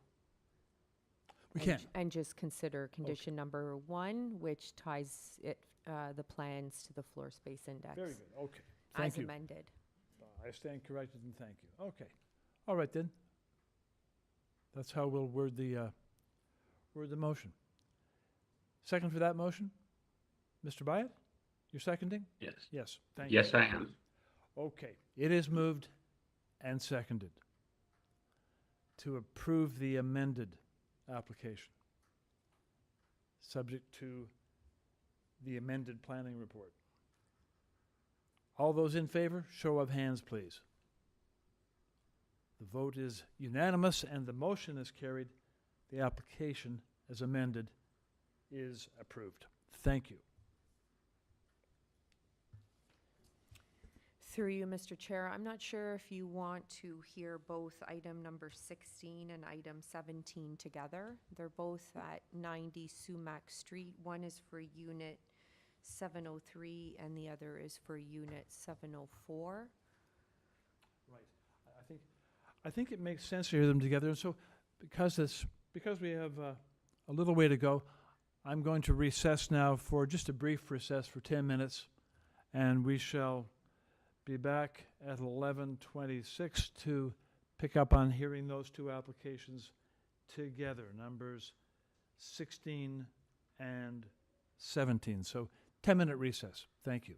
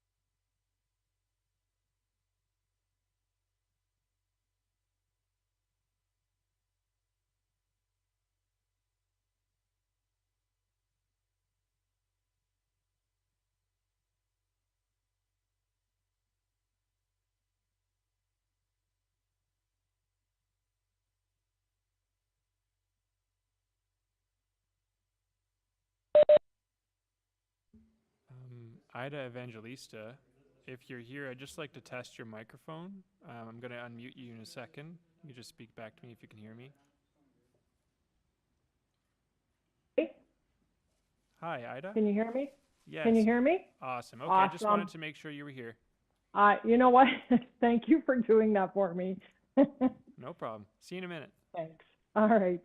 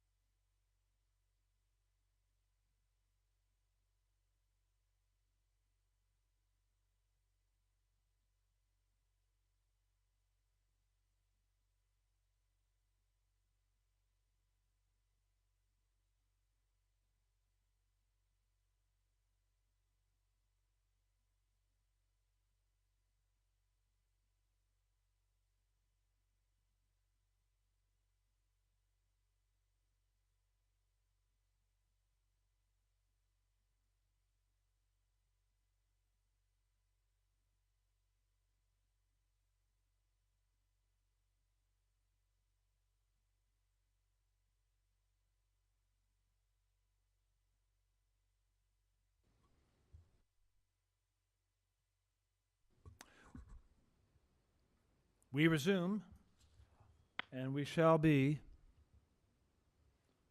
considering numbers 16 and 17 on our agenda together. They are different owners, but the the core of the applications is essentially the same. So on these applications, first of all, on number 16, before the panel is applicant materials. There is an order to comply from 21 October last year. And there are presentation materials from the agent, 28th of April. In support, there are 6 form letters from owners and occupants at 90 SUMAC, units 701, 702, 706, 718, 719, 720. In interest or concern, there is correspondence from unit 715 at 90 SUMAC. In opposition, there is correspondence from units 614, 620, and 709.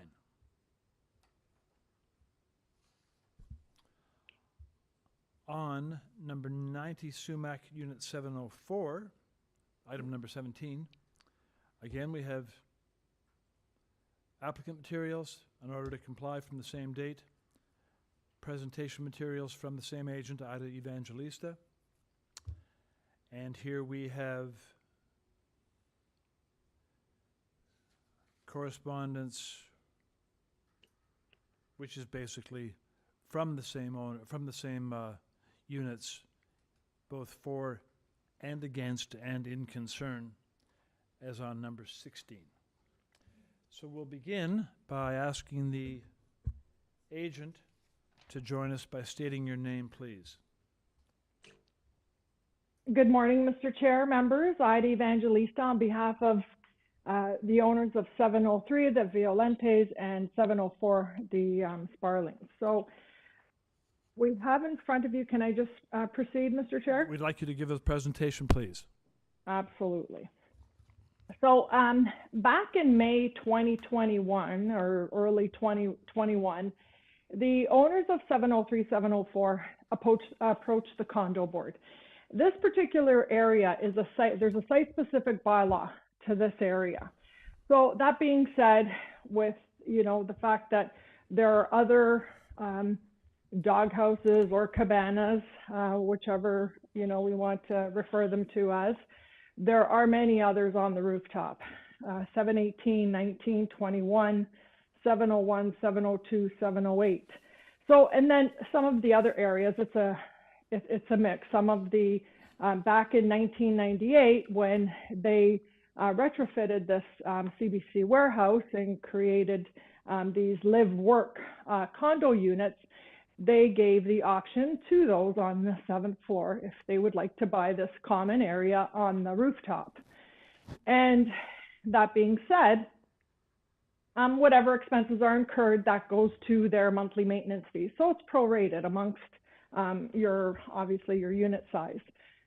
So back in early 2021, when they approached the condo board did state that they could go ahead and they could start construction and build these, expand their current dog houses, provided that they sign the agreement, section 98, which then any additional fees goes towards their maintenance fees, and that the building must not exceed the height of the existing similar structures, being the mechanical room. So there are many of the things, how it's to be colored and whatnot. So in this particular situation, that's why they started these to expand these units, these dog houses. So at that time, I believe there was a complaint by a neighbor, and that's why inspection came in, and there was an OTC issued for that reason. It's just strictly not, something that they went ahead and did. They just firmly believed that as other, units on the rooftop had expanded, including the condo board, that they could go ahead and proceed. So as I stated, this is a site-specific bylaw for this particular building. And it says that the mechanical penthouses should not exceed a height of 35.5, And we have the permitted building height to the top of the roof is 29.1. Now, these cabanas that they've increased in size, they are set back. They are south facing. They are quite set back from the street. They do not infringe on any view or overview. They are quite set back. They're buffered from low-rise residential houses and surface parking. And unlike, the units that face the north. The units face the north, they do and are directly adjacent to low-rise residential houses. Now, with this particular structure, and I know I've read through all the letters of opposition, and I understand there's some comments about the height and it's going to create shadowing. Now, I will say that there are 7 feet fencing for each unit. You'll see from the photos that I included, I do show the rooftop unit for 703 and the rooftop unit for 704. You'll also see I took pictures of the front, and you'll see that from the edge of the roof, how far back unit 703 and 704 are stepped back. And if you carry on and continue with my photos, you'll also see that 702, 703, 704 are adjacent to the mechanical rooftop penthouse and not higher than, which is what the condo board had wanted, and it's also in the site specific. So they do comply with that. Now, the reason why we have the height is because the height is taken from the established grade to the top of the roof. So the additional height that we are asking for of approximately 3 meters, it's the top of the cabana. But I will say this, that there was always a doghouse there. The height of this existing and what we have here, this proposed cabana here, it is exactly the same height of the doghouse that was there. We made it wider. Excuse me, I'm going to give you a little extra time here because we are dealing with 2 applications. So carry on and go ahead, please. Thank you, Mr. Chair. So you'll also, if you carry on through my submission, you'll see the view east, and one picture on the right, view east, page 6. You'll see that is the common area, terrace area, which the condo board and the residents have just approved a landscaping plan for this area, which includes many live trees and whatnot. Also, if we move forward in my submission, page 7, you'll see that the photo on the right, so this is views 703 to 704, view west.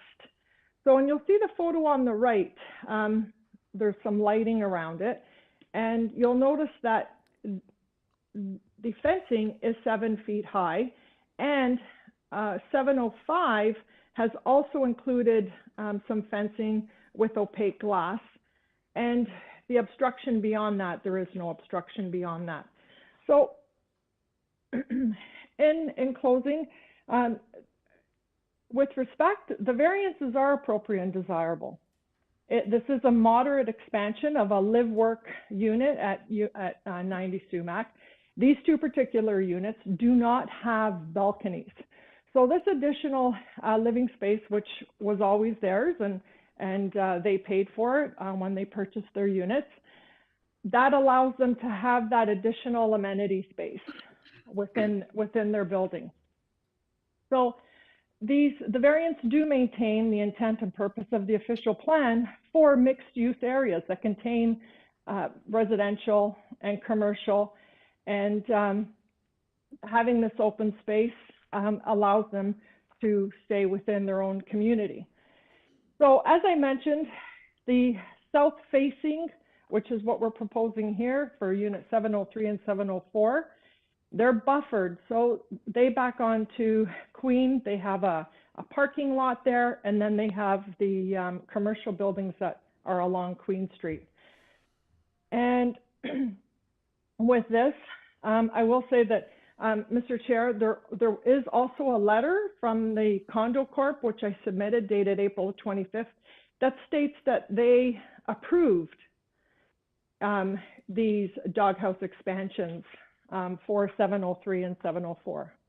In closing, I respectfully submit that Unit 703, 704 will not have an adverse impact on the neighboring properties or within the building itself. All common areas are open, wide, and can easily be accessed and maintained by other residents in the neighborhood.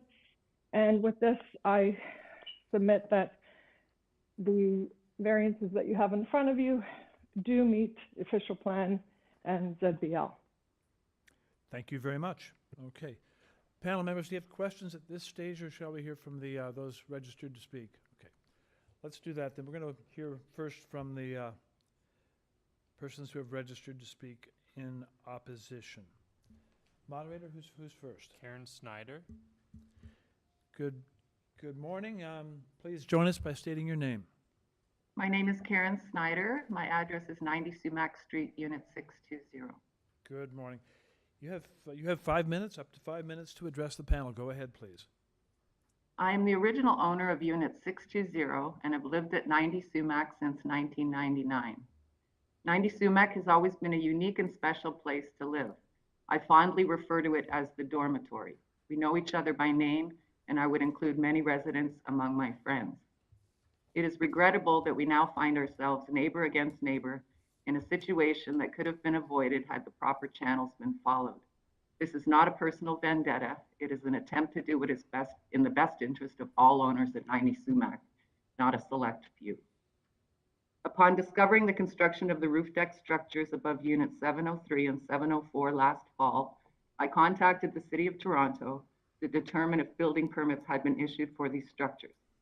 It was revealed that these structures were erected without building permits being applied for or approved, and upon attendance by city inspectors, stop work orders were issued. So the structure above 702, which was completed a few years ago, also without a permit, is not a named party in these hearings. I feel it important to include it, that is, it too was issued in order to comply and should be subject to whatever decision is rendered here today. In their infinite wisdom, the developers of 90 Sumac included a clause in our condominium declaration which specifically deals with the roof deck units. It states that each roof deck unit shall only be used as a deck in accordance with all condominium rules, zoning bylaws, and government regulations. The definition of a roof deck is a rooftop patio or garden area. These outdoor constructed spaces are located on the top of some homes, but are known mainly for being connected to the rooftop level apartments known as penthouses. A roof deck is a rooftop patio or garden area. A roof deck is not an 11-foot high, 20 by 20 second story of an apartment with a concrete wall blocking the view from the common area. These huge structures are not what was intended for these rooftop areas. The declaration further calls into question whether these roof decks are actually owned by the unit below, or if they are in fact exclusive use common elements. Also in existence is bylaw 1994-0446, which is a site-specific bylaw ordered by the Ontario Municipal Board to address certain concerns raised at the time of development, and was the basis for a denied Committee of Adjustments application involving another unit at 90 Sumac last week. This bylaw specifically states that privacy fences on the roof of the building shall not exceed 2.0 meters in height. These so-called privacy fences for the terraces above 702, 703, and 704 have now been replaced by one continuous 11-foot high concrete wall spanning 60 feet and backing onto the common rooftop area. In addition, the privacy fences between these terraces have now been replaced by 11-foot high concrete walls extending 20 feet to the front of each unit. 6-foot high privacy fences are substantially different than 11-foot high concrete walls. This completely contravenes the above noted bylaw. This same bylaw further states that not more than 16,900 square meters of floor space are to be used for residential and professional purposes. In reviewing the recent application for building permits submitted by Units 703 and 704, the City of Toronto Building Department noted that approving these structures would result in the building exceeding the square meter limit for residential and professional purposes by 42.36 square meters for each unit. This does not include the additional square meters of the structure above Unit 702, nor any other structures that may have been erected without permits. Sorry, I'm nervous. Take your time. I'm disheartened that there is a possibility that these horrendous structures could be approved despite being contrary to our declaration, to bylaw 1994-0446, and to the city stop work orders. They are an eyesore from our common area patio, and if every private roof terrace erected the same structure around the entire perimeter, the common area would be surrounded by 11-foot high concrete walls instead of 6-foot high privacy fences. If a 7th floor unit owner actually wanted a rooftop patio and their neighbors on both sides built these enormous I'll ask you to make your final comment now, please. Okay. I would ask that you please consider my comments, deny these applications, and return our rooftop to what was originally ordained in the declaration and in bylaw 1994-006. It is not a minor variance going from a 50-foot square foot doghouse intended solely to allow access to the rooftop patio from the unit below to a 400 square foot second story of that condo unit.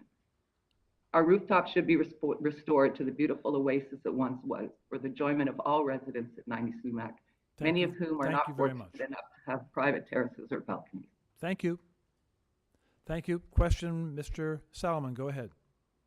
Yeah. So we're looking at the roof terrace plan, and can you explain to us where is the common outdoor amenity area on that roof terrace plan? Who are you asking? Me? The question is directed to you. Yes. It is in the center, the big space in the center. So we have the mechanical penthouse, and it's a big box, so it's to the left of that? Yes. And what actually is that outdoor amenity space? What does it look like?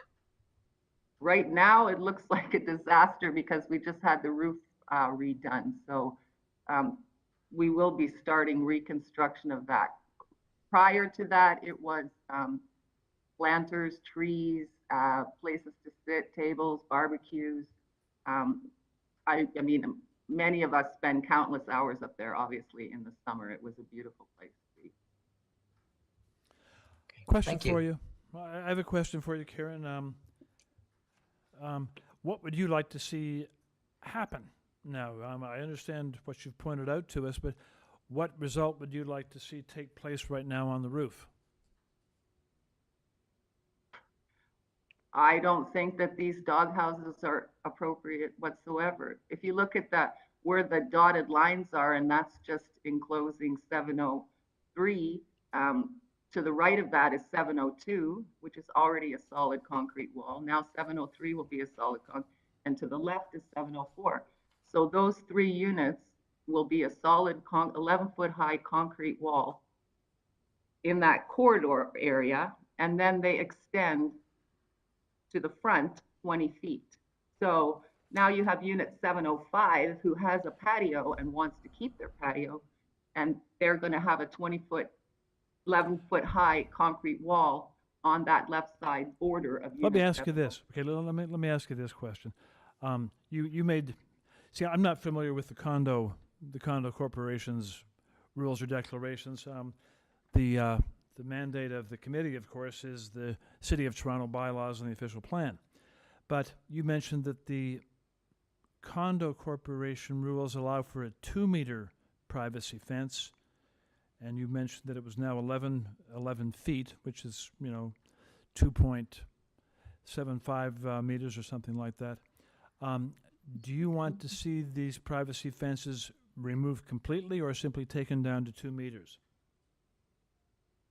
There's no privacy fences in existence anymore for 702, 703, and 704. They're walls now. I see what you mean. Okay. It's a solid concrete wall. Yeah, yes, okay. 60 feet and by 11 feet high. Okay, thank you. Let's go on now to Any further questions to the speaker panel? Yes, I If do not- have a question. So I just want to go back to the roof terrace plan. Are those are the fences around the common area is at the moment is 2 meter high? Yes. Okay. That's my question. And also the area around all these roof terraces at the perimeters. Is that just roof area? It seems that you cannot, it's not being used as outdoor space, right? It is outdoor space, yes. But you can use that part, right? Is it being used as amenity space? That's what I mean. Yes, It is. That's also a common area, right? I don't know, that space there that you're pointing at? Yes, yes. No, that's not, no. Perimeter, yeah. Oh, No, right? there's machinery back there. Oh, okay. Thank you. Thank you so much. And Okay. also, you have mentioned that the condo board is the applicant mentioned that it has agreement by the condo board. Is it including every tenants in the building, the condo board? No, And we were never. and did they give you notice before they build? No, They didn't give you any notice they were planning to build? no. Mr. Reed, Yim, just so question? you know, we don't have, your video's not on. Yes. Ms. sorry, Chen, there you now are. it's- Okay, you're back with us. Very good. Okay. Okay, but did you hear me, Ro? We do hear you just fine, yes. Mr. Reed, did Okay, you have a thank you so question? much. Yes, thanks. I have a question. Maybe it's just around semantics, but these are all called dog houses, and they don't look like dog houses that I'm familiar with. So I don't know if that's just nomenclature, or could you give some insight into that, please? Well, if you look to okay, forget the dotted line, but if you look over and it points out the dog houses, basically it's the structure above the staircase that comes up from the unit below. I'm going to ask staff to could you put back up the photographs of the roof so we can see the various structures that are up there? Do you want to leaf through those photographs? There's one I think that showed the That's mechanical. 702. That's 702, and it was built without a permit. And is the one that shows that's them? 703. Oh, that's 702. Is there a photograph which shows the mechanical dog house? Or maybe not a. Okay, what are these photographs of? Karen? Of other units that have made their dog houses slightly bigger and like little sitting rooms or something. Those are used by somebody in a penthouse. Those aren't mechanical buildings that I'm looking at now. No. And I'm not sure if they're permitted either. Why is it called a dog house? That's just the term they use to refer to the exit out of the roof. I mean, currently it's 54 square feet. It's basically just to allow you to come up. Some people have circular staircases, and then that has a door to enter your private patio. What is this building? Is that the mechanical? No, that's another unit that has decided to expand their dog house. How many units are there on the roof that are used by the penthouse underneath, or that have been built by the penthouse underneath as additional living space and access to their own private rooftop area? I'm not entirely sure. I believe there's 8 on the south side and perhaps 7 or 6 on the north side. Okay. All right. That helps. There's another question here for you from Ms. Chan. Go ahead, Ms. Chan. Yes, to the applicant, please. Your question to the applicant?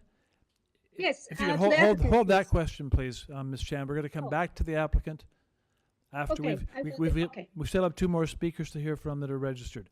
So let's move on to the next registered speaker. Please hold your questions for the applicant till we get to rebuttal. Amanda Marshall. Amanda, you can join us by stating your name, please.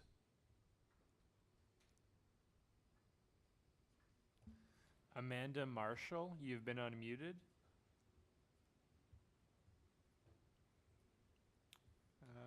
Okay, Amanda, we can't hear you if you're trying to speak. I'm going to give you a call on your cell phone, and hopefully we can connect that way.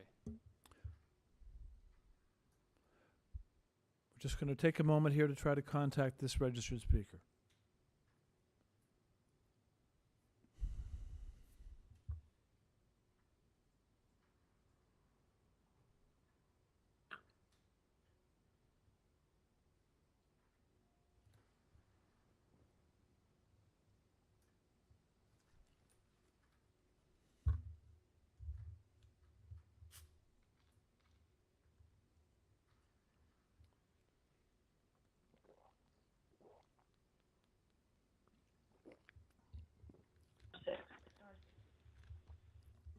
Hello, Amanda. Hi there. Can you just mute your laptop, please? Yep, doing it as we speak. You hear me? We do hear you. If you'd state your name, please. Fantastic.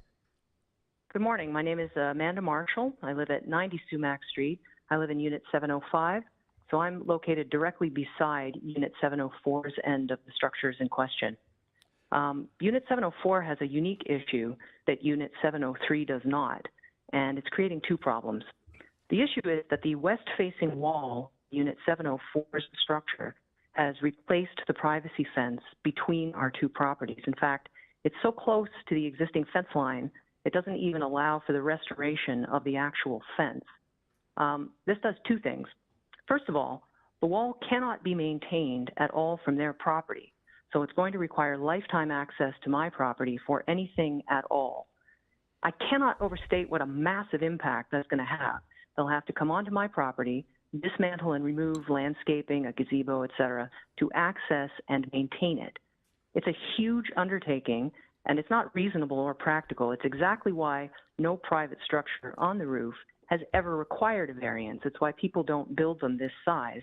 And it's precisely why the original dog houses were built well within each property, because it is such a big deal and it's so difficult to justify any increase in size against the permanent hardship it creates. The dog houses are 54 square feet on each rooftop terrace. They're only meant to house the existing stair landing and a doorway that gives each owner access to their own rooftop. I have to admit, I'm a little surprised by the applicant's submitted photographs, because frankly, they highlight my point even better than my own submitted photographs do. Let's put them up again. Let's put them up, please. We let the photographs up of the rooftop. Just hold for a moment of the rooftop. Sure. Okay, thank you. Go ahead. So each structure on these two proposed terraces is larger by half than any other structure on the roof, and then they combine to make this nearly 800 square foot double nanny suite, which is just enormous for the space. None of the others require access to a neighboring property in its entirety, simply because it is so oppressive, which brings me to problem number two. Because the wall of Unit 704's unit is right on the fence line, they have built over and sealed off a main roof drain, and the downspouts are not properly directed to the building's edge, both of which are now causing my property to flood regularly. It's had to be pumped out 4 times in the last 8 weeks. The drain cannot be moved or redirected because it's original to the building and it's mandated in that location by the Ontario Building Code for maximum efficiency. Last September, before construction was fully underway, had really gotten underway, Unit 704 announced to everyone in the building in a public message that they were moving the drain before they apparently discovered that they couldn't. So rather than build the wall off the drain, they sealed the drain into the wall. So the problem was avoidable. Moving that wall brings them into compliance with at least one of the zoning bylaws, the size bylaw. It solves the flooding immediately. And most importantly, it gives them enough of a perimeter going forward to maintain the structure on their property. The other thing is that because this 10.5-foot wall replaces the 6.5-foot privacy fence, most of our property is now plunged into shade for the majority of each day. These are full sun terraces. We've lived there for 22 years, and we've always enjoyed full sun all day like every other property. And we count on this space entirely as our outdoor space. So now it's in the shade most of the time because of this much higher, deeper wall that has replaced the fence and the blue sky. And our door is the only door that opens directly into this wall, which is just 3 steps away. So more than half of the space now is really closed in. Further to the impact issue, I do want to note, I understand that it is not the committee's job to adjudicate structural issues, and I'm not going to pursue this or dwell on it here, but I would be remiss if I didn't point out that we have lived in this home for 22 years without a single issue. Any early building settlement is long past. We had no issues during a full general roof replacement. So it's impossible to ignore that in just the last 6 months since the construction, our home has become riddled with a host of really serious problems like bulkhead collapse and falling water and concrete and that sort of thing. And those are being pursued elsewhere. But obviously, they're especially alarming because the construction up until now was conducted without a city permit, both in order to comply and stop work orders were issued, and there hasn't been a conclusive engineering study or roof scan. They have submitted I'll a letter. ask you to make your final comment now, please. Sure. They've submitted a letter from the building's own internal board, which gave them a conditional approval based on meeting key conditions that they failed to meet. So no one ever expects a catastrophic event, but they do happen. And this building is 66 years old. So if one happens here, I just want to be on the right side of history by having raised red flags. And finally, I'd just like to point out that in the supporting materials for both units, 703 and 704, 5 of the 6 solicited form letters of support are roof deck owners themselves, several of whom are currently having or have just had similar problems with the city. So they have a vested interest in any precedent being set here today. So that's all I got. If you have questions for me, I'm happy to take them. Thank you. There's a question for you. Ms. Chan, go ahead. It's the same question. Before the construction, when did they send you a proposal and open for question or discussion? No. Before the construct? No. Okay. And you have mentioned that the condo board approval is conditional, and then they did not meet some key Correct. conditions. Can you mention those key conditions, please? Well, the key conditions were that they were to complete and execute a liability agreement with it's mandated under the Ontario Condominium Act that you must complete and execute a Section 98 agreement, also called a liability agreement, between the owner and the building. That was not done on either unit. They did not procure city permits and began construction in absence of those permits. The drainage issue was to be addressed. They were to, all of the drainage was to be directed either to the building's edge or onto their own terrace. Neither one of the units, to my knowledge, certainly not 7-4, because our property is flooding because of that issue. There were 2 or 3 other conditions. I can't remember off the top of my head. There were really only 4, but the main one was that they were to secure, and the other one, the height variance, height issue, that the structures in question were not to exceed the height of any other existing structure on the roof. The dog houses, the original dog, are 54 square feet in size and footprint, and they are 10.5 feet high. Okay, thank you. This structure has a... Thank you. Okay, go ahead. Thank you. I have a question for you. Relates to your comment. You mentioned that your unit had suffered water damage, bulkhead collapsing, and so on. Is that correct? Correct. And is correct. And give me a sense of how closely that problem was associated with the construction of these dog houses. It began within 6 hours of the removal of the privacy fence in favor of the wall. Within 6 hours, we began experiencing leaks and falling concrete in our unit. And since then, we have experienced a host of other issues. The concrete slab floor in our unit has developed deepening and worsening cracks that never existed before. As I mentioned, the interior bulkhead has begun to collapse. Our windows are broken. They have fallen out of alignment because this unit sits directly beside our unit on the roof. So our windows have fallen out of alignment and no longer close. One of the panes of glass has spontaneously broken. The area around the edge of the building where we face the south, directly underneath where these units are, has begun to experience leaks and cracks and buckling drywall and that sort of thing. So it was very, very closely associated time-wise. Okay, thank you. Any other Correct. questions for this? Mr. Byatt, go ahead. Just for clarification, so these dog houses, Mr. Norman, don't actually exist above the whoever owns this dog house. Their unit isn't directly below their dog house. Am I correct in understanding that? No, the units are located, each unit on the, not every unit, but several units on the top floor of this building have staircases that allow you to access your own private terrace. It's an open space, just located directly above your unit. And in order to get access to that area, there has to be a small landing at the top of the staircase. So there's a door that opens out to allow you to get outside. So the dog houses, which is just a colloquialism, it's just a term that everybody uses. All it is a little 50 square foot space that allows you to open the door, basically, to get outside. And it only sits on your property. It sits inside, well inside your own terrace. I hope that answers your question. I think it does. Yes, sir. Thank you. Thank you. Thank you. Okay. Further questions for this speaker panel? We have one more speaker to hear from. I think is it one more moderator?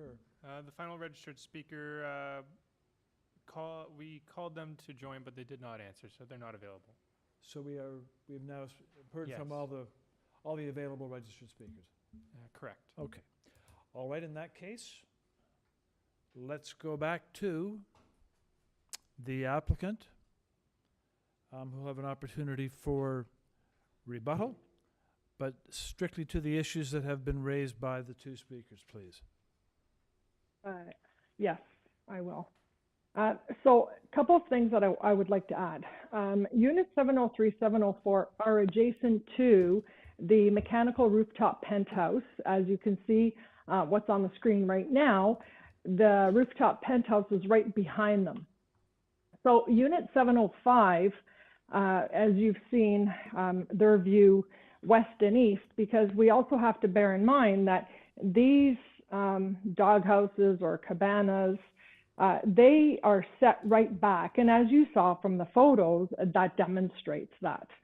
So, and then also, I would also like to add that in the common area, which was just agreed upon within the building and the condo corp, that the common area, which is that entire area right in front of that mechanical penthouse in the middle, so that will have a 10-foot fence all the way around the common area, along with cedars that will line right around the fence. So that is also, that's also something that was approved. Now the owners of 703, 704 did reach out to 705. They spoke to Rob, which from what I understand is Ms. Marshall's partner. And everything was okay. They spoke to, and as you see from the letters of support, they did speak to everybody. And they went to the condo corp because they actually, as there are many other of the existing situation, they spoke to the condo board and proceeded with the build, not because they just decided that they were just going to go ahead and build. They actually took the proper channels. They hired an engineer. They met with the condo corp. They spoke to the neighbors.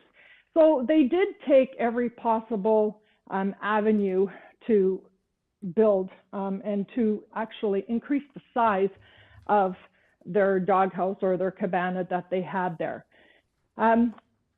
When 704 purchased the unit back in 1998, it's right in their purchase and sale agreement. And unfortunately, I could not share their purchase and sale agreement with you, as it would be a matter of public record. But it does state that each private rooftop deck is enclosed with a 7-foot perimeter fencing. So a 7-foot perimeter fencing in each amenity space, private terrace, and along with the 10-foot fencing that will now be placed around the common area. Now, Ms. Marshall did, bring up the fact about the the blocked drainage, and it's going to, it's created damage to her unit, which I feel very bad for. However, both the owners of 703, 704 hired an engineer. So the Condo Corp hired an engineering firm to come in to detect where this damage was coming from. And they stated within their engineer's report, which I shared with the panel, that they feel that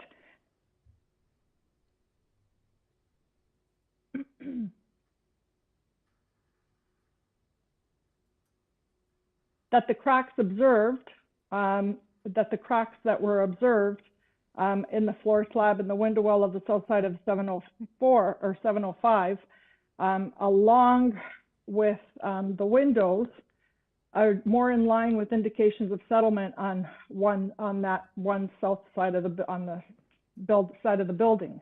The leak marks were observed in a pipe at the south side of the unit and are also a building envelope issue. And then we have the engineer that actually was specifically hired for 703 and 704, because my clients, they do not want to impact the neighbors. They're living together. They've known each other for quite some time. So they went above and beyond, and they contacted engineer firm, and it's been determined that I'll ask you to make your final comment. They did, yes, I will, sir. So what the construction of these cabanas, the expansion of these cabanas did not contribute to 705. I will also like to say that what we have here, this is consistent. This is step back from the front of the building substantially. It faces north. This is something that is adjacent to the mechanical penthouse. So if you're sitting in the common area, your view is not obstructed. 705 view is not obstructed. They have that area. She faces your time is up. So your time is up. And I hope I addressed everything, and I'm open to questions. There is a question for you from Ms. Chan. Go ahead.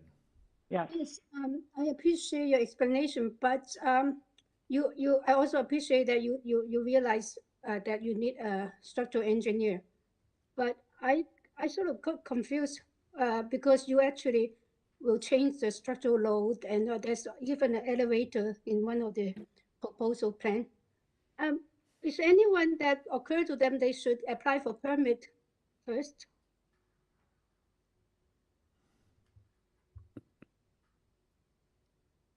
Through you, Mr. Chair? Yes. When the process started and they saw the additional expansion of the rooftop terraces, and they approached the condo board, they spoke to the neighbors. At that point in time, they were not aware, because this is a site-specific bylaw for this relating to this building, they were not aware that that had to be done. And that's why they continued with the build. However, as soon as they found out and inspections came, Mr. Tan showed up, they stopped immediately. We did hire the structural engineer that the condo board hired, structural engineer that the owners of 703 and 704 hired, have determined that everything was done correctly. They worked alongside with the buildings department. It was all built per specifications. And as I mentioned, this is something that already existed on the rooftop terrace that everybody has access to from the units below. They purchased this when they purchased the unit. So it was all done once they found out, and once they found out that they needed the permits, they stopped immediately. However, prior to that, they did not, they were not, be it ill-advised, ill-instructed, but they did not realize that that had to be done. I will add this, the Condo Corp, that when they initially spoke and gave them approval, the board approved the request based on the following conditions, which is what one of the other registrants stated, that a Section 98 agreement is to be signed, which they did sign. The building must not exceed the height of the existing similar structures, being it can't be higher than the mechanical penthouse, which it is not. It is to be colored and finished to match all other structures on the roof. And it is. Excuse me. It's done exactly. So, Okay, fine. So that's just to confirm that all avenues were taken, all necessary steps were taken with structural engineers and the condominium corporation. Sufficient answer to that question. Are there other questions for the applicant? Mr. Reed, go ahead. Thanks. To the applicant, you mentioned that around the common space on the roof, there's a proposed or a planned fence of 10 feet. Can you expand on that, and also if it needs any approvals, because I'm assuming that would be over the height limit? Through you, Mr. Chair. Yes, go So the Condo Corp just they just approved a new landscaping plan, because as you saw from the pictures, they're doing extensive roof repairs, right?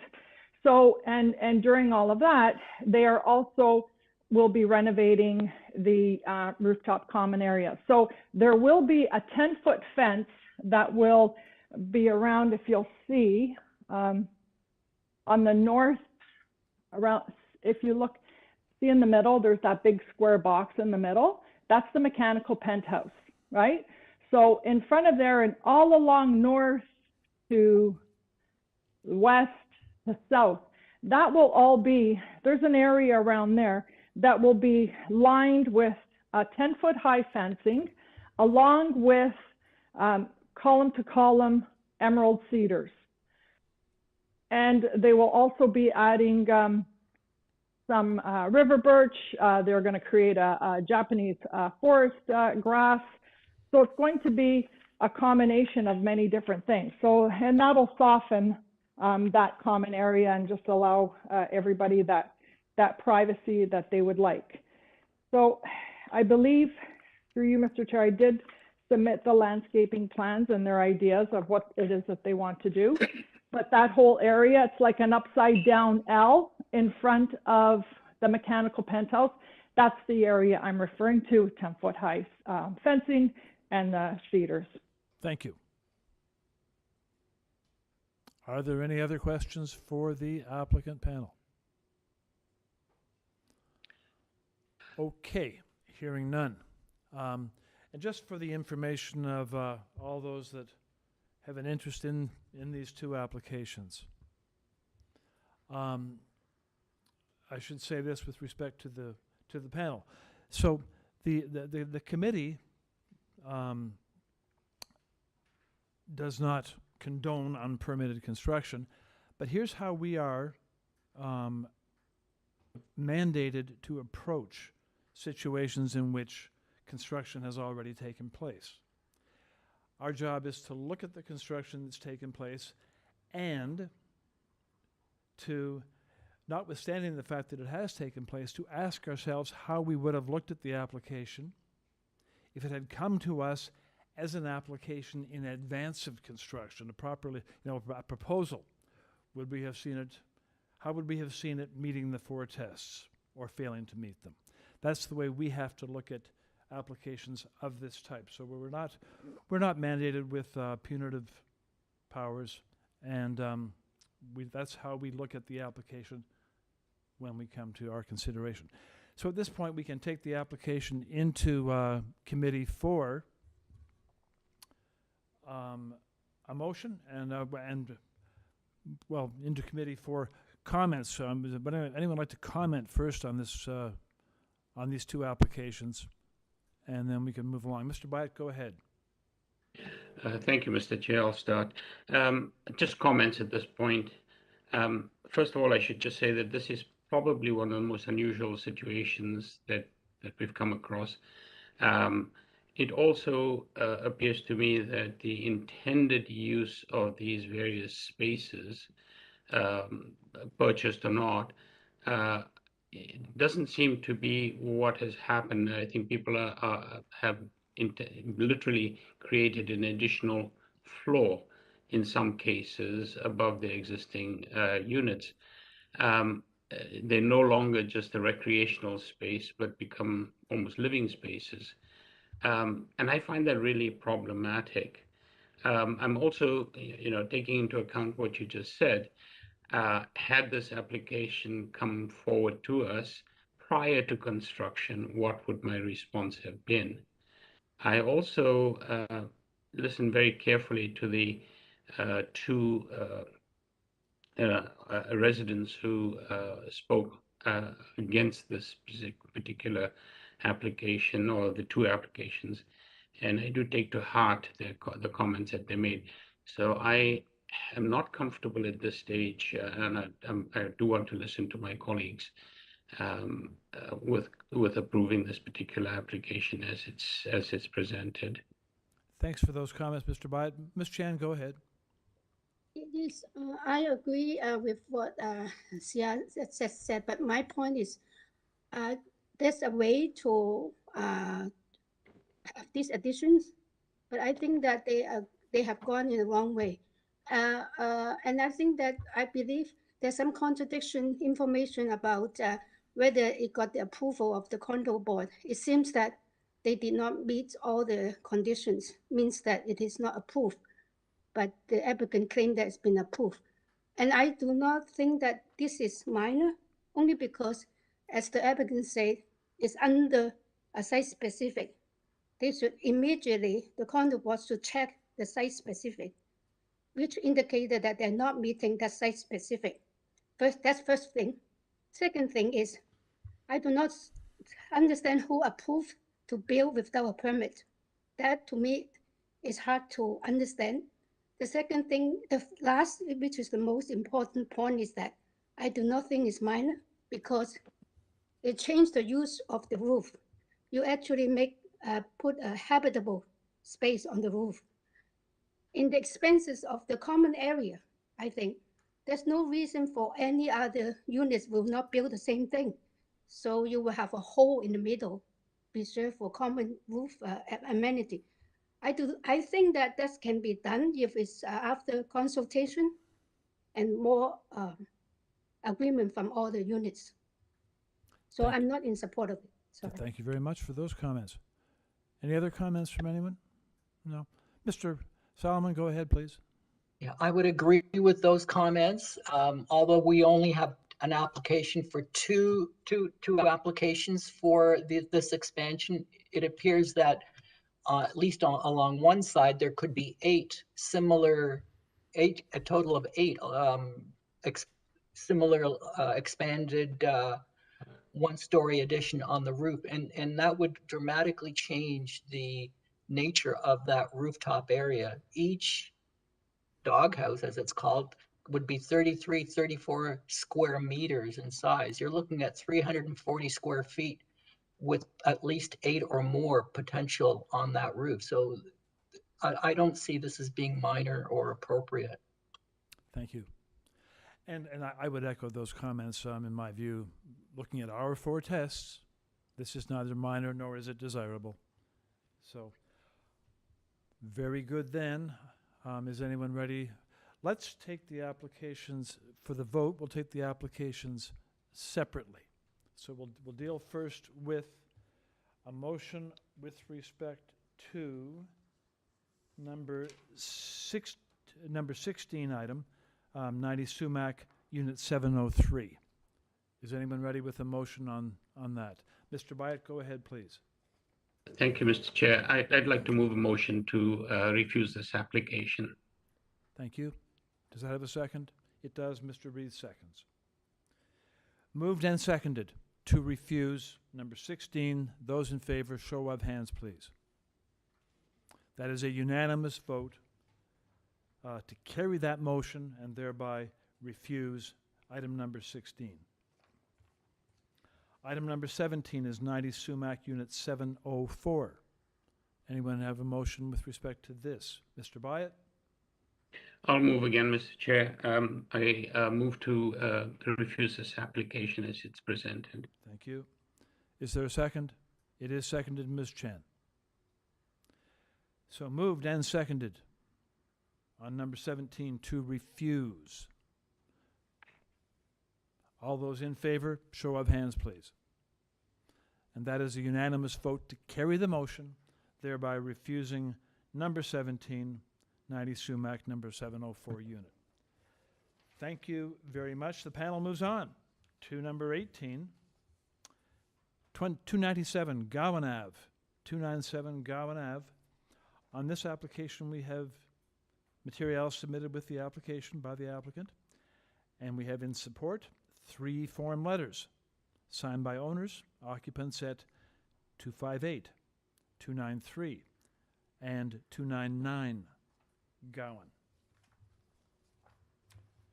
Moderator, is the applicant ready to join us, or the agent? Good. Okay, agent or applicant, join us please by stating your name.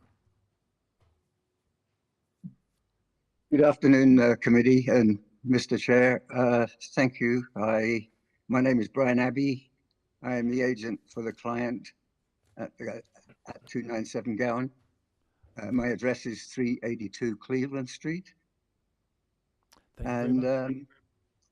I listened to the last item with interest, and I hope you find this one a little simpler. We shall see. Okay, Brian, thank you very much. Are there any questions for this applicant panel? Any requests for a presentation? Okay. I just have a... Is there any one thing, Brian, you'd like us to know about your application? Yeah, I just wanted to point out that I noticed, I've been on since the start this morning, and I noticed there was a lot of comments about rear yard landscaping. And I just thought, I did some math while I was about it, and I just wanted to point out that the soft landscaping for this property is 66.9%. So I think that is a good one. And basically, this application was really, there was a permit taken out in 2019, and it was the inspector that noticed that this tub had been put in place, and there was a stop work order. So the whole purpose of this coming to committee is to legalize it and close this permit that's 2 years old. Thank you. Thank you. Questions, panel? No one? Okay. Hearing none, I think we can take this application into committee for a motion, please, or discussion. Mr. Reed, go ahead. Thanks. I do agree that this is a very straightforward application, and the variances being requested are minor. They're just, you know, spans of feet rather than yards. So I think that I can see no negative impact from approving this application, so I move to approve with no conditions. It is seconded by Ms. Chan. Moved and seconded to approve the application without condition. Those in favor, show of hands, please. A unanimous vote carries the motion. The application is approved. That moves us on to number 19, number 1, Glen Cedar. Here the panel is looking at submitted materials. We also have a decision from the Committee of Adjustment dating back to 2017, and there are presentation materials from the agent received on May the 2nd. In opposition, there is correspondence from 40 Strathern, received 27 April.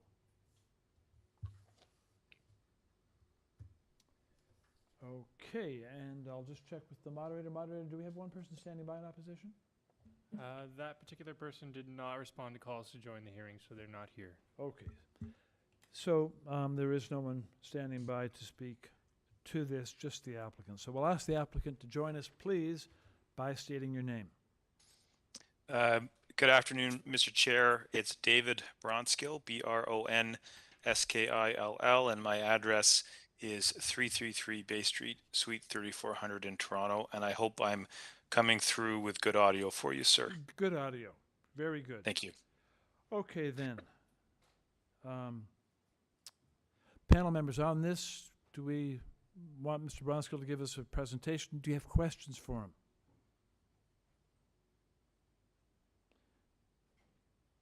I have a question, Mr. Bronskill, and that is with Yes, sir. respect with respect to next door. How will this work as far as the impact on the next door property is concerned? Yes, Mr. Chair, we did see that letter as part of the presentation materials, and the site plan on the screen is helpful, or Let's the bring package it of up. materials. Okay, let's bring it up first. Site plan, Yeah, please. and the neighbor is expressing a concern about the projection of the porch in front of their house. I understand the concern. You can see there where the covered porch is extending.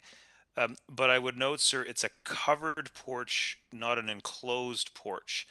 And I think that's relevant, sir, in terms of potential impacts and the concern about having massing next to that neighbor, or views from their front porch or their front lawn. What we did in the package for the committee's benefit is include the previous site plan and this site plan and previous elevations and this elevation. So you can see it's more of an architectural desire to have this functional porch, but it's open so that the neighbor who is concerned about the massing and or view will actually have a view right through the porch. And I think that's important and critical. I think I'd be having a different conversation with you if this was, one of those half porches that you see on some houses that function more like, frankly, mudrooms for people. This is a true classic front porch desired now as the building's been developed for architectural reasons and to have more of a functional landing covered porch. Thank you. But that neighbor will have a view through, sir, which I think is very important. Thank you very much for that. Another question, Ms. Chan, go ahead. Maybe I just do not get it from your plan, but so you putting the front porch on the southern side. So is the other porch going to be there or be removed? Is it going to stay? You have two entrances. Is that how? Yes. So in the package, what is probably helpful is, so we've got the usual colored plan that we often do with these things. Then there's a front elevation, which is page 4, which should have showed what was the previous porch in that area, and some stairs that I think were on the side. What's now being done, you'll see, is there's a front, there's a stair coming down from that one elevation, and now this front porch fitting in as an entrance on this side as well. So the answer to that is yes, but it's intended for architectural reasons and more of a functional reason to have that porch covered in that area where it wasn't before. So yes, there are the two entrances. That is correct through you, Mr. Chair. Thank you very much.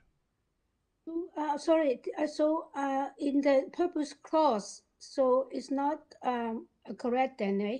Because from what I understand is that you are moving from one street to the other street, the main entrance, but instead it's actually you're adding another entrance. There was an ability on that side to have access and egress. This gives a better covered porch and stairs in that location.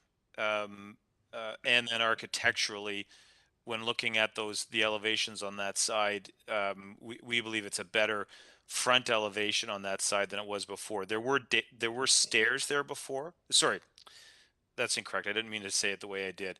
There were doors there before with a step up.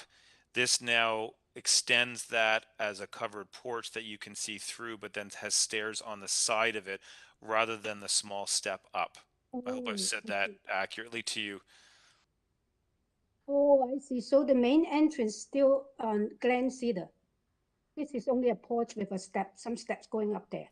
Yes, there's still a main entrance and stairs being proposed on Glen Cedar. This is, I would call, more of a side entrance. There's that and then facilitates better access into that side entrance of the home. Thank you. Any further questions? In that case, let us take this application into committee for a motion. Mr. Byatt, go ahead. Thank you, Mr. Chair. I've looked at the drawings as well and taken into account the comments that were just made about the two porches. I don't see any issues with this particular application, and I'd be quite happy to move forward with a motion to approve. Does that motion have a second? It is seconded, Mr. Breed. It is moved and seconded to approve. Those in favor, show of hands, please. That vote is unanimous. Okay, Ms. Chan? I saw your hand up. Okay. That vote is unanimous, yes. To carry the motion, and the application is so approved. Thank you.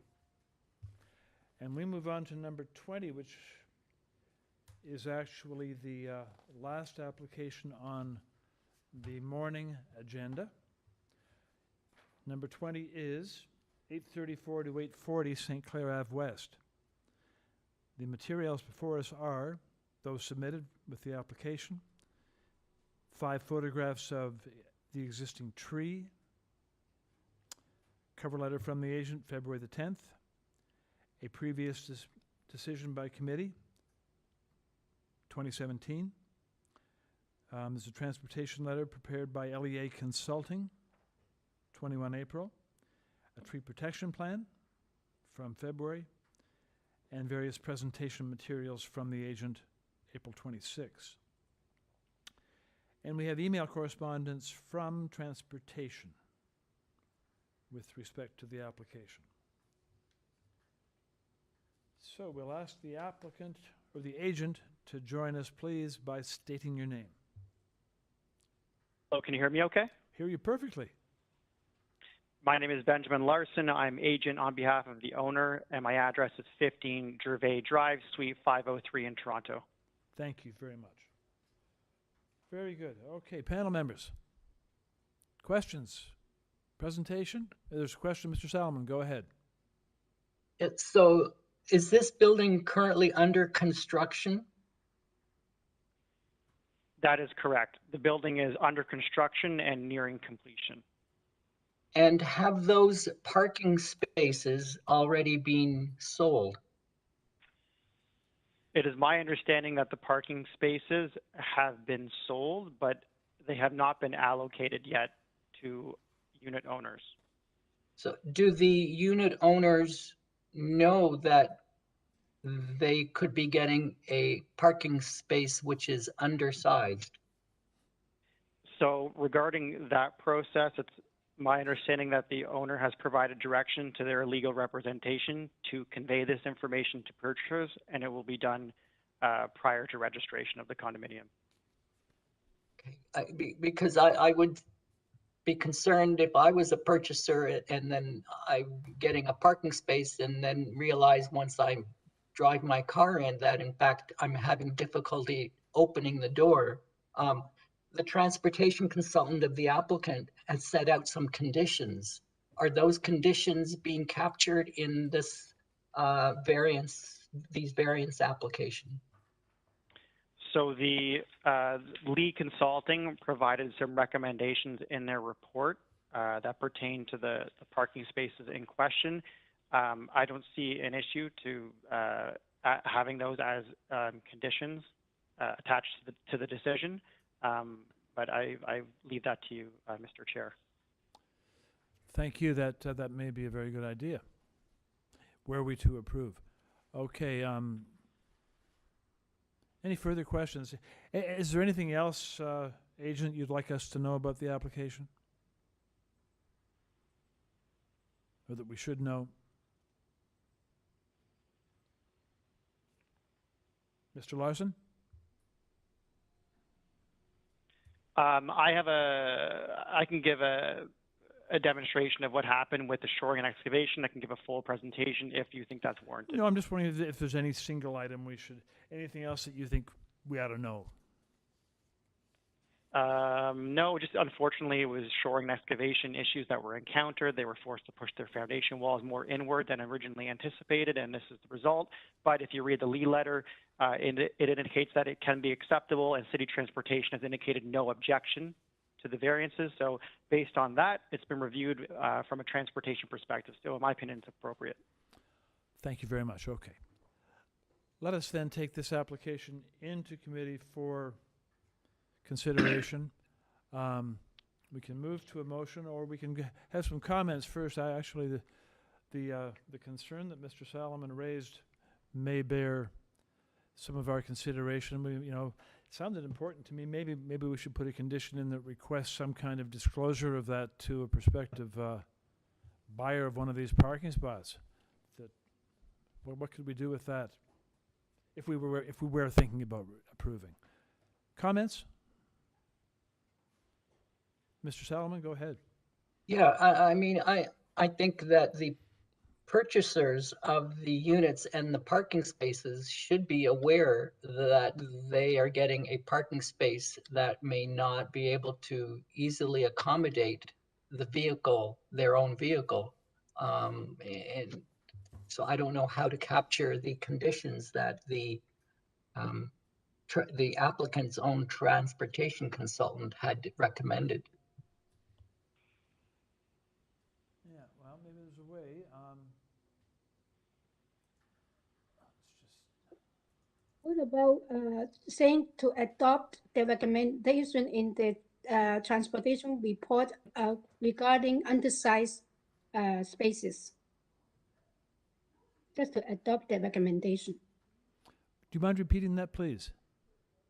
Oh, okay. To adopt the recommendation in the traffic report or the transportation report regarding undersized parking spaces.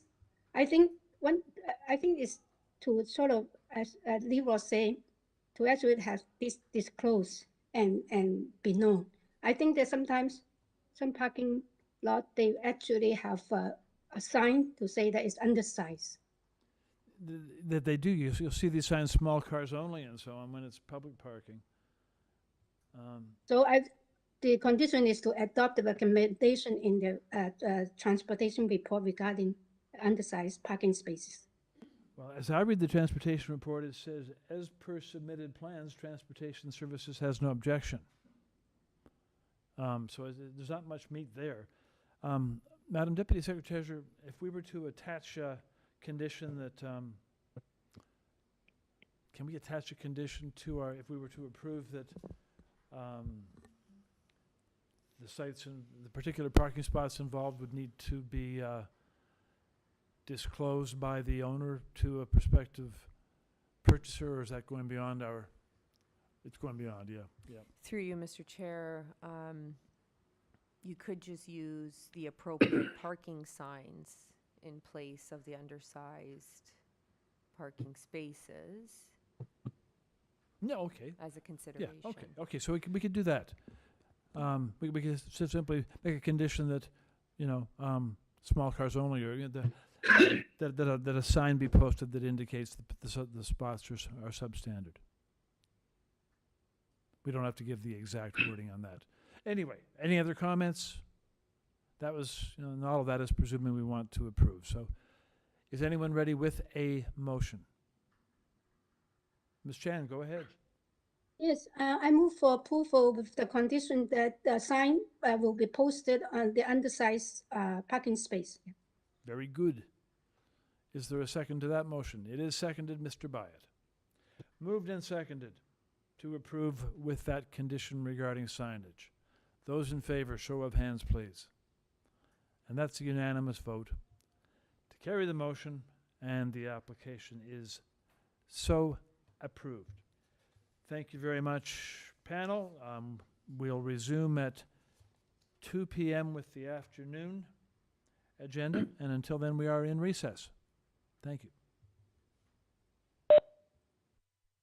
Thank you.